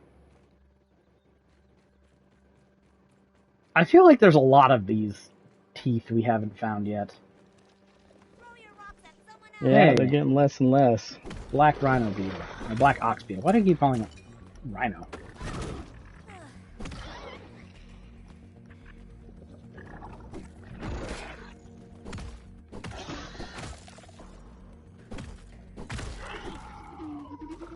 Yeah, there's 2 in the fire ant hill. And I'll let you worry about those. I'll get these other ones. And no. There's one on top of the wheelbarrow to the right. Or to the far east. I don't think I've ever been to this wheelbarrow before. Okay, this is it easy to climb? I can't remember. Is there only one wheelbarrow? I put a marker near it. There's 2 teeth over there. Fuck, I'll go do those. That sounds more fun. What? Yeah. I thought you were on the fire ants. No, they're not that far away.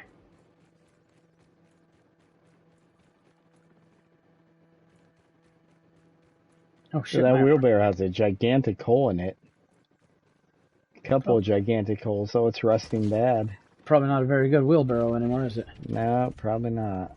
Hey, another ox beetle.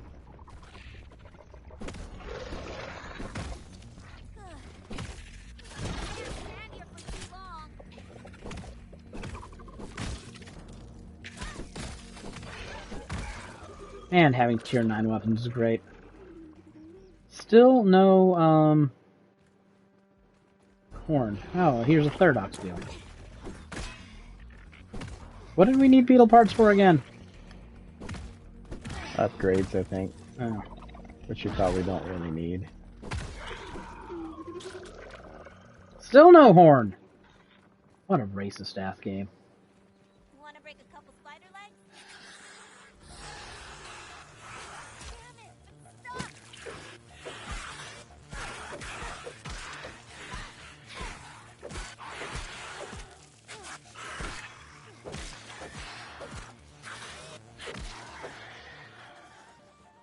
Orb weavers. Alright.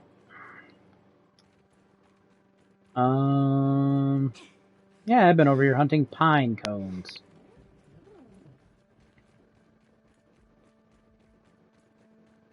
And it's on top of the wheelbarrow? Yeah. Apparently. Doesn't look super climbable, but... It doesn't look climbable at all. No, there's no way you can make that. At least I don't think. Fuck. Yeah, that just takes you all the way down. Okay. I'll try this and see if I can make it a second time.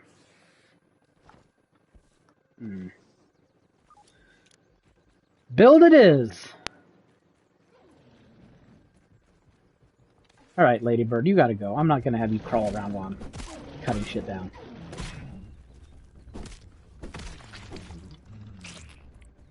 Punk-ass Ladybird.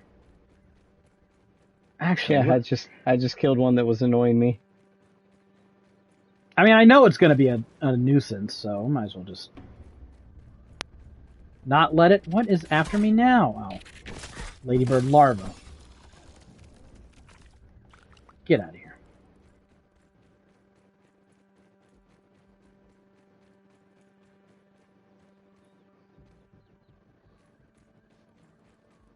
There's got to be a way to climb up there that's, like, not... Surely they don't plan on people just building their way to everything they need to get to, do they? You just hate building. Yeah, it's not natural. What? Not natural, Well, heard me. You get out of your house then, mister. Go live in nature. Man, you ever hear about that fucking... oh, what's he called? Liver King, that dude. Yeah. What a fucking conner. I don't know how anyone saw that shit and went, oh yeah, he's natural.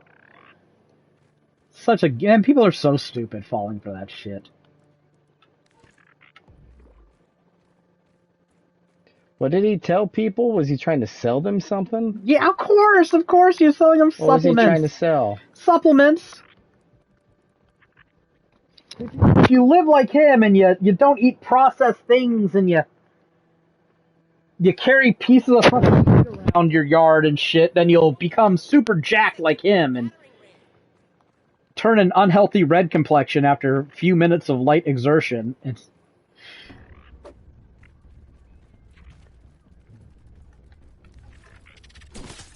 Yeah, he was selling insecure manlets, the fucking dream of not having to work very hard, not having to be on the juice to get jacked. It's like, that's not how this shit works. What is threatening me now?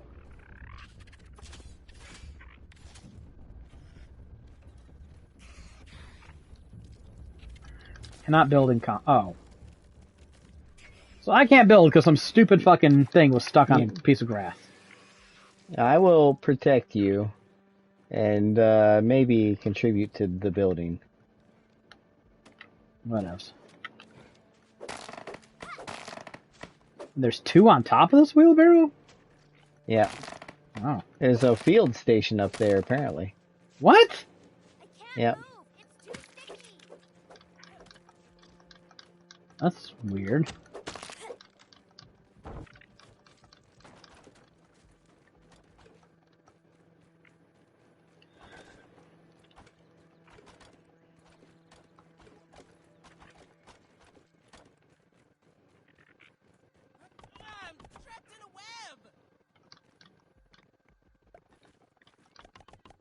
Do.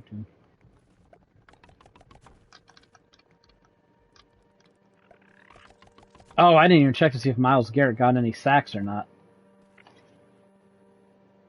I need to do. He's getting close to the NFL record.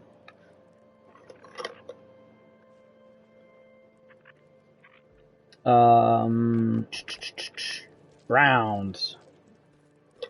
Hey, you start building. I'm building. Building my knowledge. Disgusting.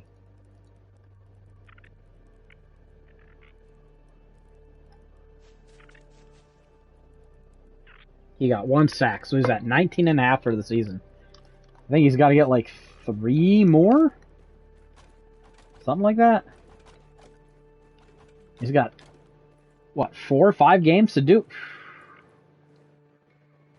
That record might be toast. Okay.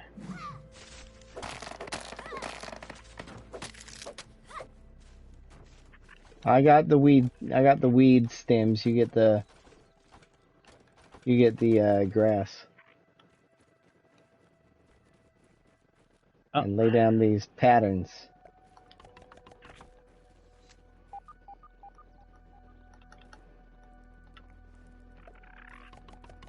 Yeah, you knocked me off somehow. Do we clip? I thought we didn't clip with each other.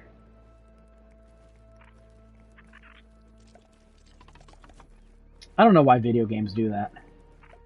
Oops, that's not where it goes. There it goes. Just like that. Man, I love that dandelion.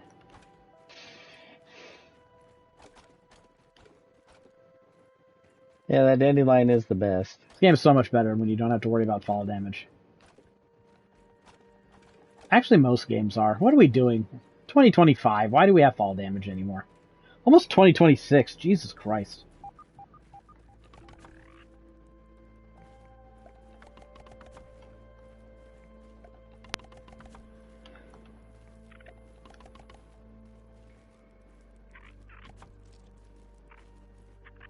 Do I want to switch back? I don't think I can. We can scale the top of that. See where the handle of the wheelbarrow is? There's Yeah. a second tooth up there. Oh, up by the wall? Yep. Oh, I can see the edge of the fucking thing. Yeah. I remember Rebecca built up to this one and oh, my ant is trying to kill me. I remember Rebecca built up to this one and I still couldn't reach the tooth even up at the handle, so I built some extra stuff. So I might just build up to those fucking handles, honestly.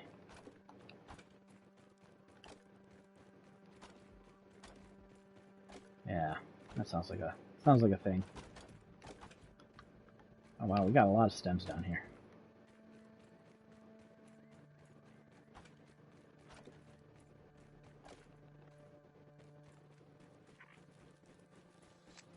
It'd be pretty crazy if Myles Garrett sets the record. It'd be a shame too.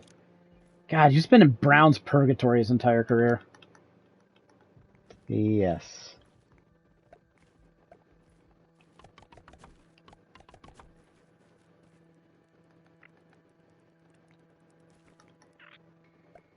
It's own fault he took that deal though. Like, he could have played for a real team.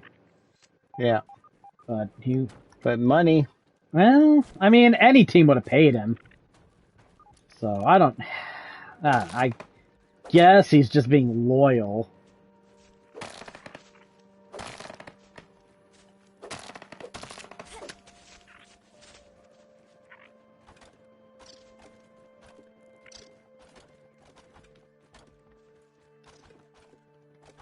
He'll ride out most of this contract, then he'll realize, shit, I don't have a legacy on the field.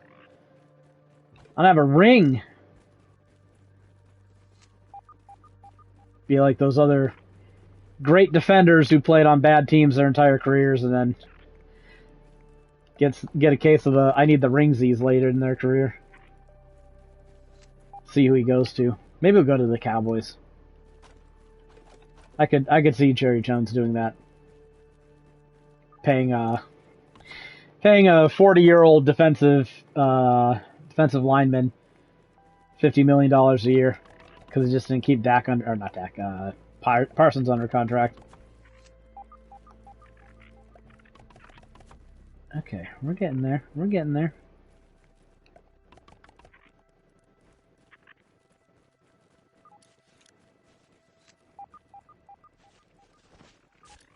Watch it. Speedy coming through.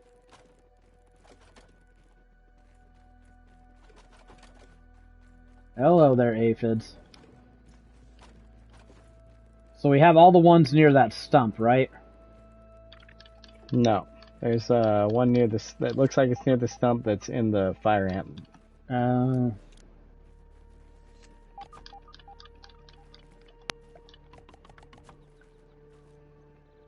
Oh, the stump. Yeah. There's one that's yeah, we got all the ones near the stump on the outside. Joker, what are you barking at, dog?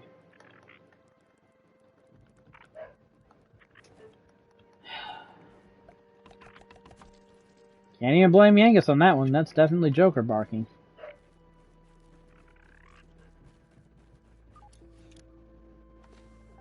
No, I missed it. Weed. Yeah, I saw that.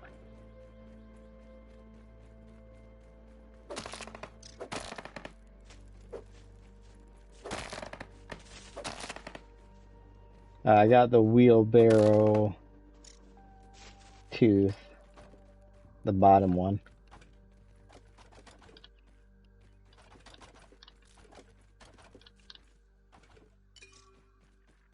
Oh. We're able to get there. We just need that top one. Okay. Yep. Just need the top one.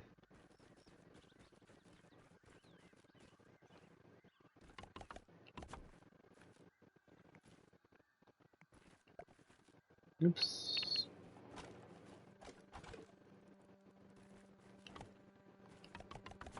Alright. Oops.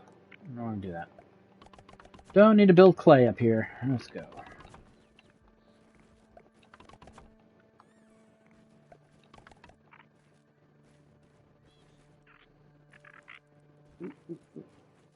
Got it.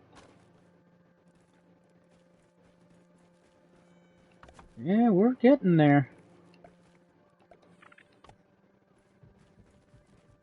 God, these ants are annoying. Ah, I hit the button in time.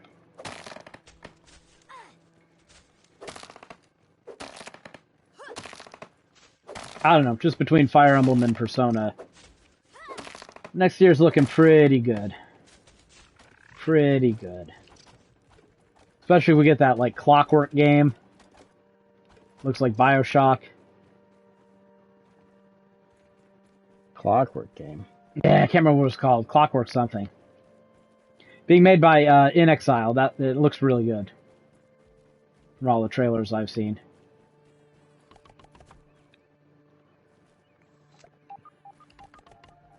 Oh, no. Stems. Ugh, jeez, having hiccups.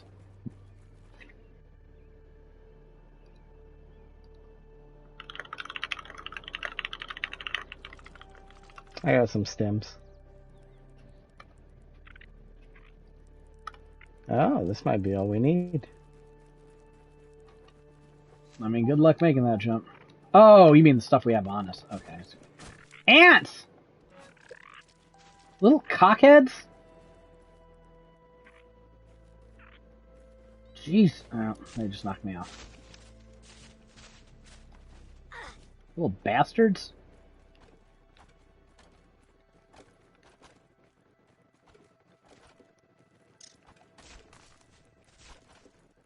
Go away, Aphid. No one's messing with you right now. Alright. So we should have most of these teeth by now. There are the stairs. What am I doing? Can't even find my fucking stairs. Man, this is not a great jump up here. No. That's why I ultimately just built to that brick wall, because I couldn't make the jump.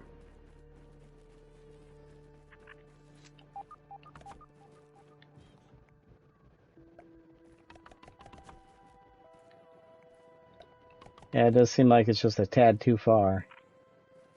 Well, it's also kind of at an awkward angle. Alright, go get some stems.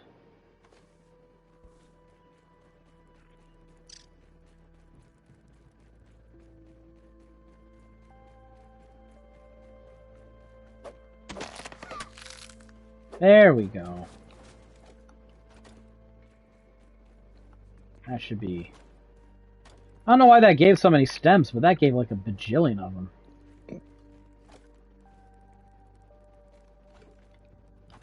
They knew you'd have to build here, I guess. Yeah.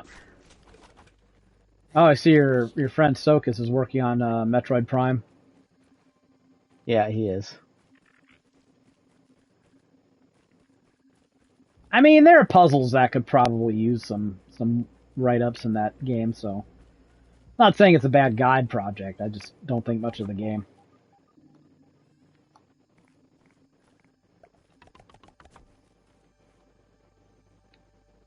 It's crazy, people have been waiting like 18 years for that shit, too.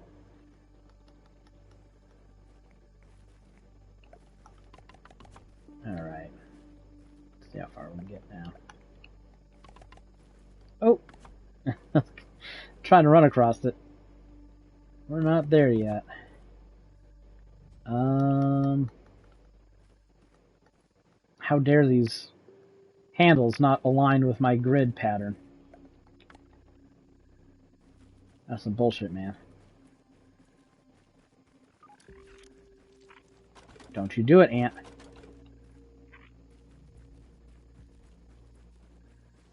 Your ant has a shifty look in its eyes.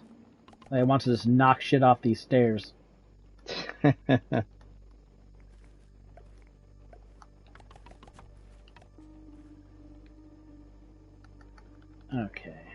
Put the stairs here.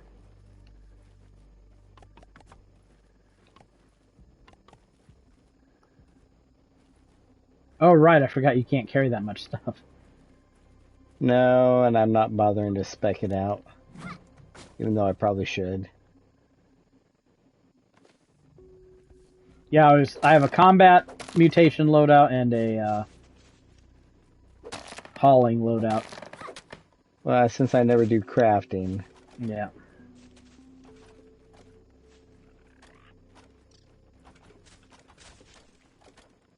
You know, just a humongous part of the game. Greg's like, nah, I don't do that stuff.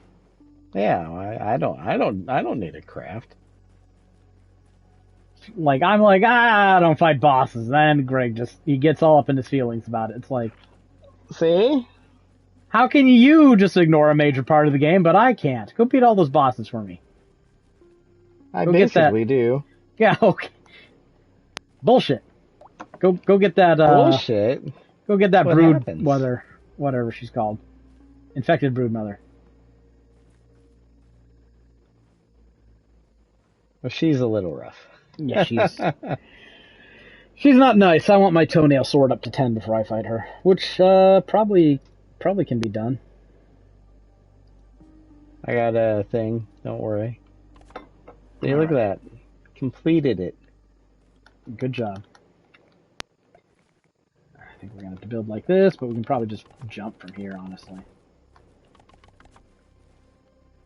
There we are. Well, if you can't, you're in trouble. Well, that'd be pretty embarrassing not to be able to make that.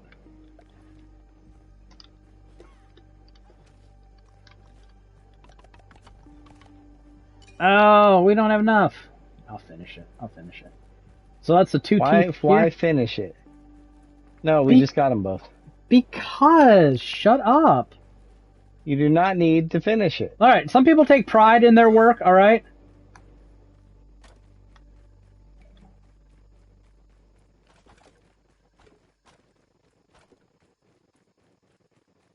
Alright, now I guess it's time to Yeah, time to go on that red ant hill. Spaghetti flea is a daily. No. We need to do the mixers. That should be like 2 more of the challenges. Hey, we can do mixers.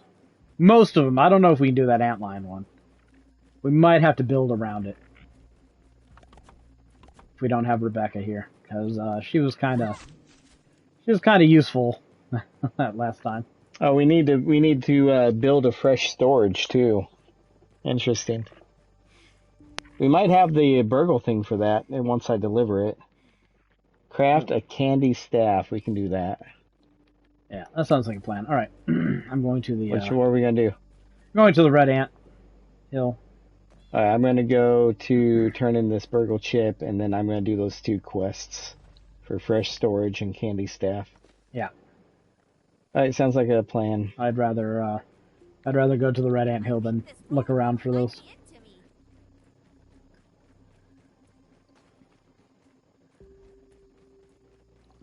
I built it last time, so I'm pretty sure we're good. Yeah. You craft. I don't, well, I craft some. But like all that food stuff, I really don't mess with that. I haven't done a lot of that. It's pretty easy. I'm not saying it's not, it's just... You're always taking care of it, so... Didn't feel the need. Oh right, was an NFL game going on. How did that turn out? Man, I want the Chiefs to lose. Oh, this thing says I'm right near Oh yeah, the Chiefs lost. Did they? Good. Yeah, 20 to 10. Ah, they might be donezo. No one's clinched a playoff spot yet? That seems weird. We've got like a couple of 10-win teams. No one can clinch at 10-2, 10-3, 11-2. 11-2 doesn't clinch a spot? Jesus.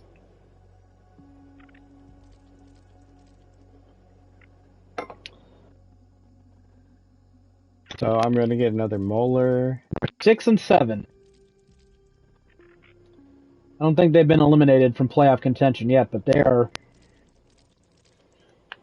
getting there. Yeah, I love it. Texans 8 and 5, so they've had a bit of a comeback from a rough start this year.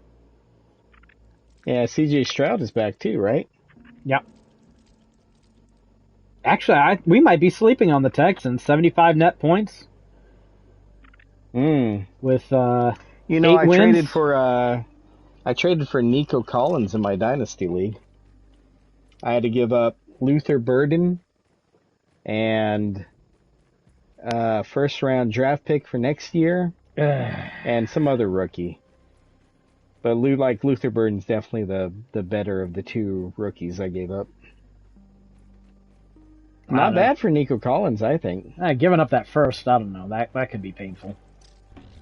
Yeah, I mean, I could, but getting Nico Collins on my team in a year where it's our startup year, but I'm in third place. Like, I got a shot to actually make some money. Like, that seems like a no-brainer, even if I am giving up a first round. Giving up a first round sucks. Don't get me wrong. I mean, I guess you can't tell how good anyone's going to be long term at this point in their career. Yeah, but yeah, I know Nico Collins is a wide receiver 1.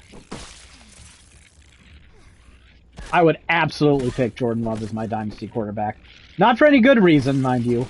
Just because if he's playing bad, I'm probably not going to want to pay enough attention to shit to manage a fantasy football team. Yeah, you really should get in. So when somebody drops out of my league, you're in, right? No, I don't want to gamble. Come on, it's fun managing. Nah, I just like talking shit about it. Yeah, put your money where your mouth is. It's not even a lot of money. It's $20 every year, and you get to manage the team. I am putting my money nothing. where my mouth is. No, I'm just running my mouth extra. $20 is nothing. Yeah, then I have to pay attention, do the stuff. Yeah, well, I mean, you're either going to get good draft picks or you're going to win some money. One of the two. Oh, you're doing it. Where are these teeth at? Someone give me a teeth. Let's see. What do we get here? Creature rugs. Oh, I see a teeth.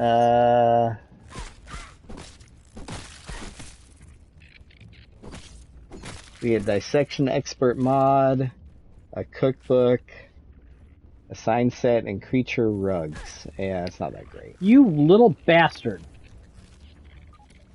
Finding who did that and killing the fuck out of you.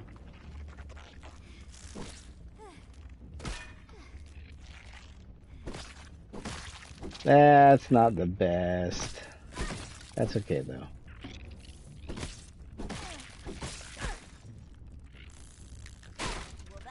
Level 9 mint mace just makes us... Oh no! My helmet broke! Yeah, we got repair glue. No, it's my light helmet. I can't fucking see. Damn it.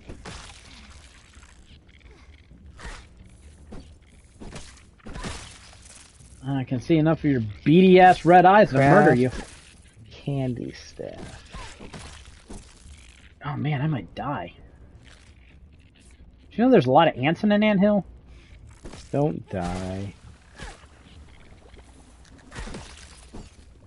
I wonder, can I just craft any candy staff? I assume so. There's nothing that just says candy staff, so I'm guessing it has to be one of these.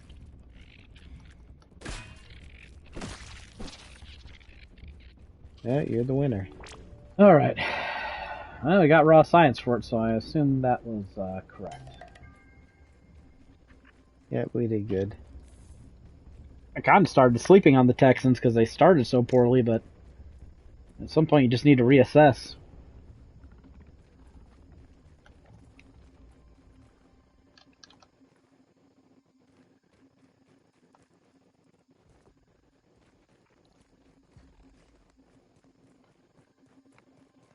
Yeah, they've definitely held in there better than I thought they would when CG Stroud went down, and you start thinking, yeah, they're not doing so good. I mean, it's like week, 14? They're still very much in the hunt for a playoff spot. Like, you can't really talk too much shit about that.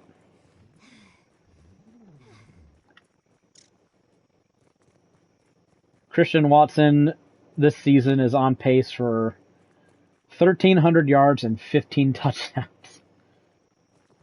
Well, too bad he missed the first fucking half. Christian Watson is under contract for $5.75 million in 2026 on a new deal he signed in September.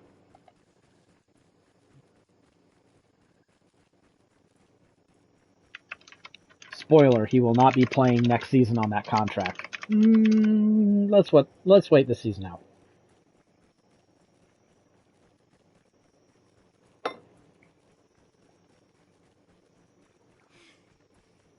Because right now there's only a couple of Packers players that I'm like, oh yeah, you absolutely have to pay them. Like, you got to pay Edgar and Cooper. You just can't let that guy go. He's too good. You got to pay Tucker Kraft. Like, he's going to get 20+ million easy. There's just no way you're not going to pay him.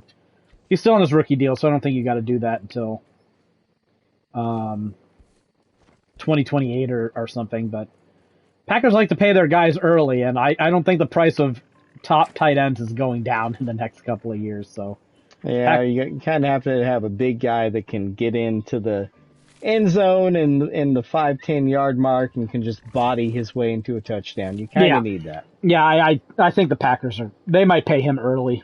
I'm not sure they pay him in the off season, but there's a good chance they pay him next off season.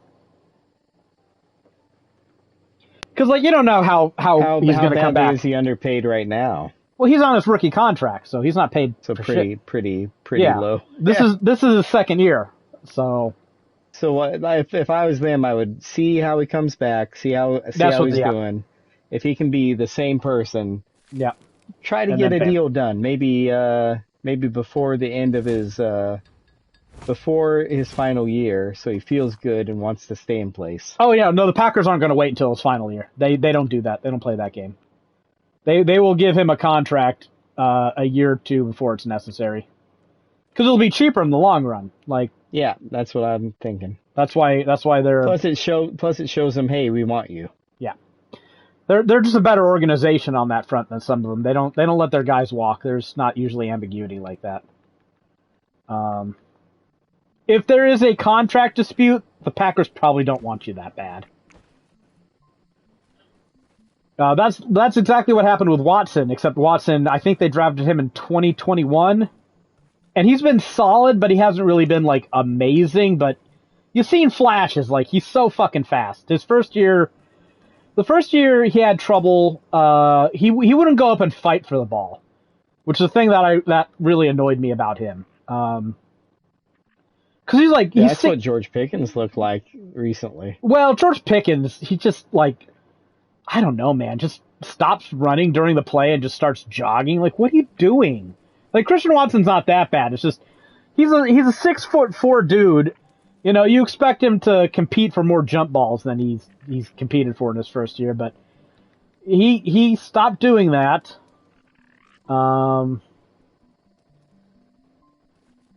And, like, now he does exactly what you want him to do. He fights for the ball. He's very competitive, very physical, and, you know, came back from that ACL injury just as fast, which is pretty impressive. But he was entering his 5th year, I think, this year, which I think is the final year they're on their rookie contract. But he's also coming back from his ACL, so the Packers extended him. I think they offered him an $11 million one-year deal or something like that. I think they gave him some money to extend his contract past his rookie date.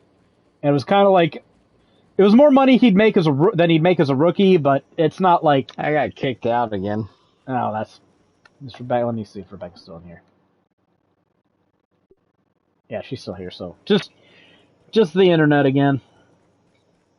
They gave him some money so he'd come back and not feel like he had to be pressured to compete for his next contract immediately coming off an ACL tear, while also, you know, not spending a whole lot of money on him in case he wasn't as good coming off the ACL tear. So it looks like a pretty good win-win all around this, in this instance, because he's been playing really well, and you know, Packers got a guy under contract that makes the offense a lot better for not a lot of money.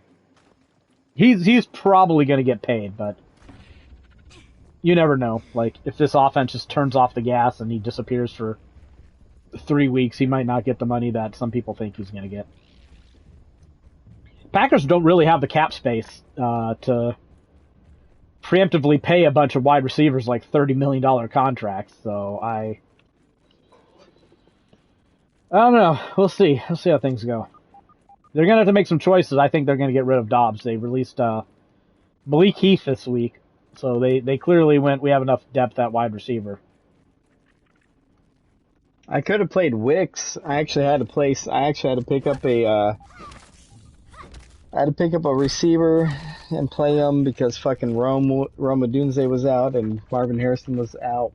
I don't think Wix did much. I think they used him, which is insane after the week he had last week. You know. I can't join your game. Oh, it's being a bitch. Oh, what's it saying? Just give me that old error. Yeah, error 6 or something. I forget. That's annoying because that probably means we'll have to deal with it next week.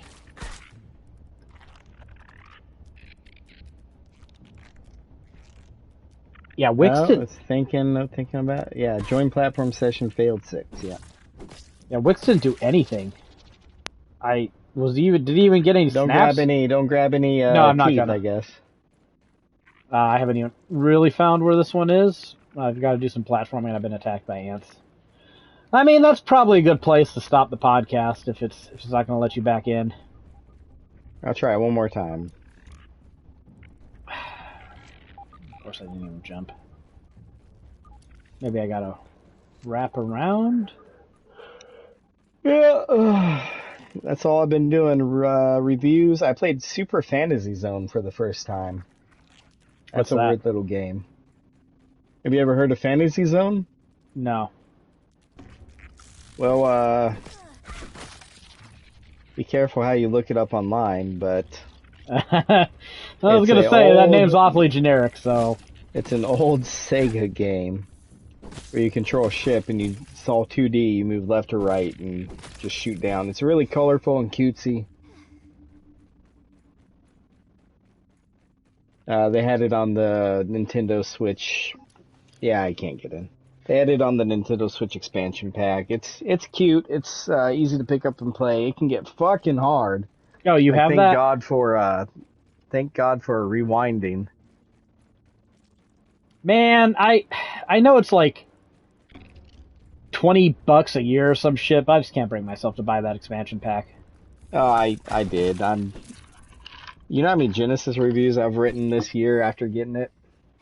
I mean, I won a review of the month for a Genesis review last month for Alien Soldier. What do you win for doing that now? Yeah, they gave me something. What was it? Was it like gift card or something? Like 100 fandom bucks or some crap. I don't know what the fuck that is. Oh, right. I forgot they're owned by fucking Fandom now. Jesus, that sucks. I don't know what fandom bucks are. I have no idea, and I refuse to find out.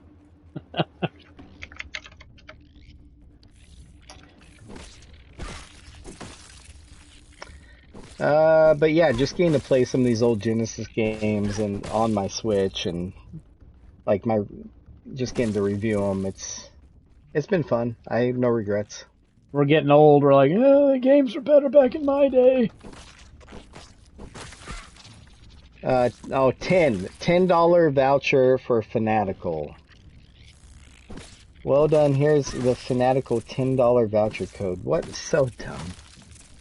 Fanatical voucher code. They used to give like $30 for a review of the month.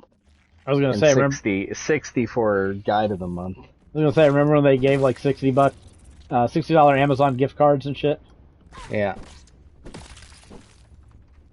guess it makes sense why they gave gift cards, because then it's not like a monetary transaction. They didn't have to touch on that messy issue about taxes or anything. So what is Fanatical?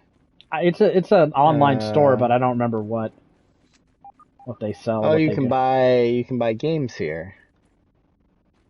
Well, it could be worse. You can buy bundles, Steam bundles. Browse all game bundles. Yes, please. Oh, this is dumb. This is dumb. Capcom All-Star Bundle.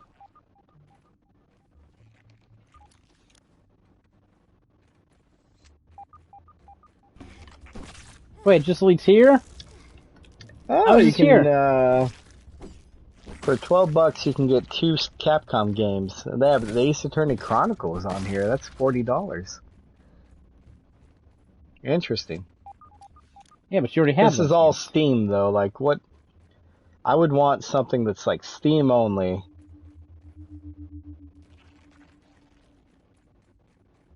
Oh, because otherwise you're gonna have it on another platform or something. Yeah. Yeah, that makes sense. All right, we're getting closer to this tooth. Ah, there it is. I can't get it though.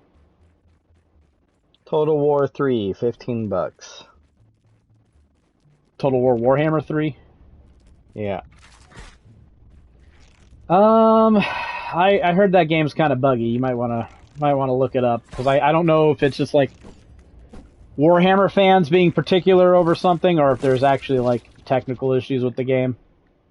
But I do know people have been sour on it for a while because they're not updating some very obvious problems.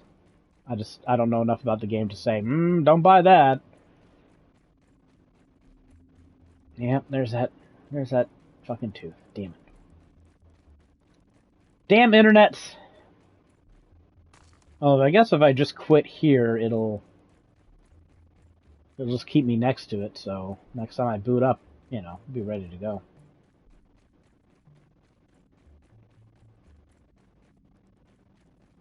Yeah. Ooh, Symphony of War. Did I have the DLC for that? Maybe I'll just buy the DLC for Symphony of War. Is that a game you wrote about? Yeah.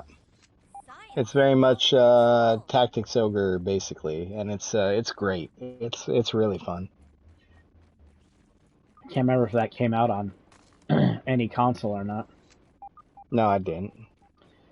It really should, though, because it is, especially after Unicorn Overlord, they should have rushed to put it out after Unicorn Overlord. That would be the time to do it. Well, Unicorn Overlord had the opposite problem. It just didn't come out on PC. Yeah, these people need to work together. 2025, we still can't get simultaneous console and PC launches for some game. I don't know, it's weird. All right, I think that'll do it for this episode of the 3G podcast. Since Greg can't get my game, that kind of called it for us. But we've been at it for about 4 hours. That's a pretty good place to stop. We got a lot of teeth, some more things peeped. We might realistically be able to platinum this game Sunday. Next Sunday. That'll be nice. What do we just need the rest of the teeth and beat the Broodmother and whatever quests are left after the teeth. Yeah. I got kicked out. There is a recipe for the fridge in the undershed entrance. It's literally lying on the table. How did we miss it? No idea. Nobody picked it up. It was right there. I failed to pick it up, and then it kicked me out. Oh, man, we suck. Oh, well, we'll get it next time. All right, but that'll do it for episode 472 of the 3G podcast. Until next time, talk to y'all later. Later.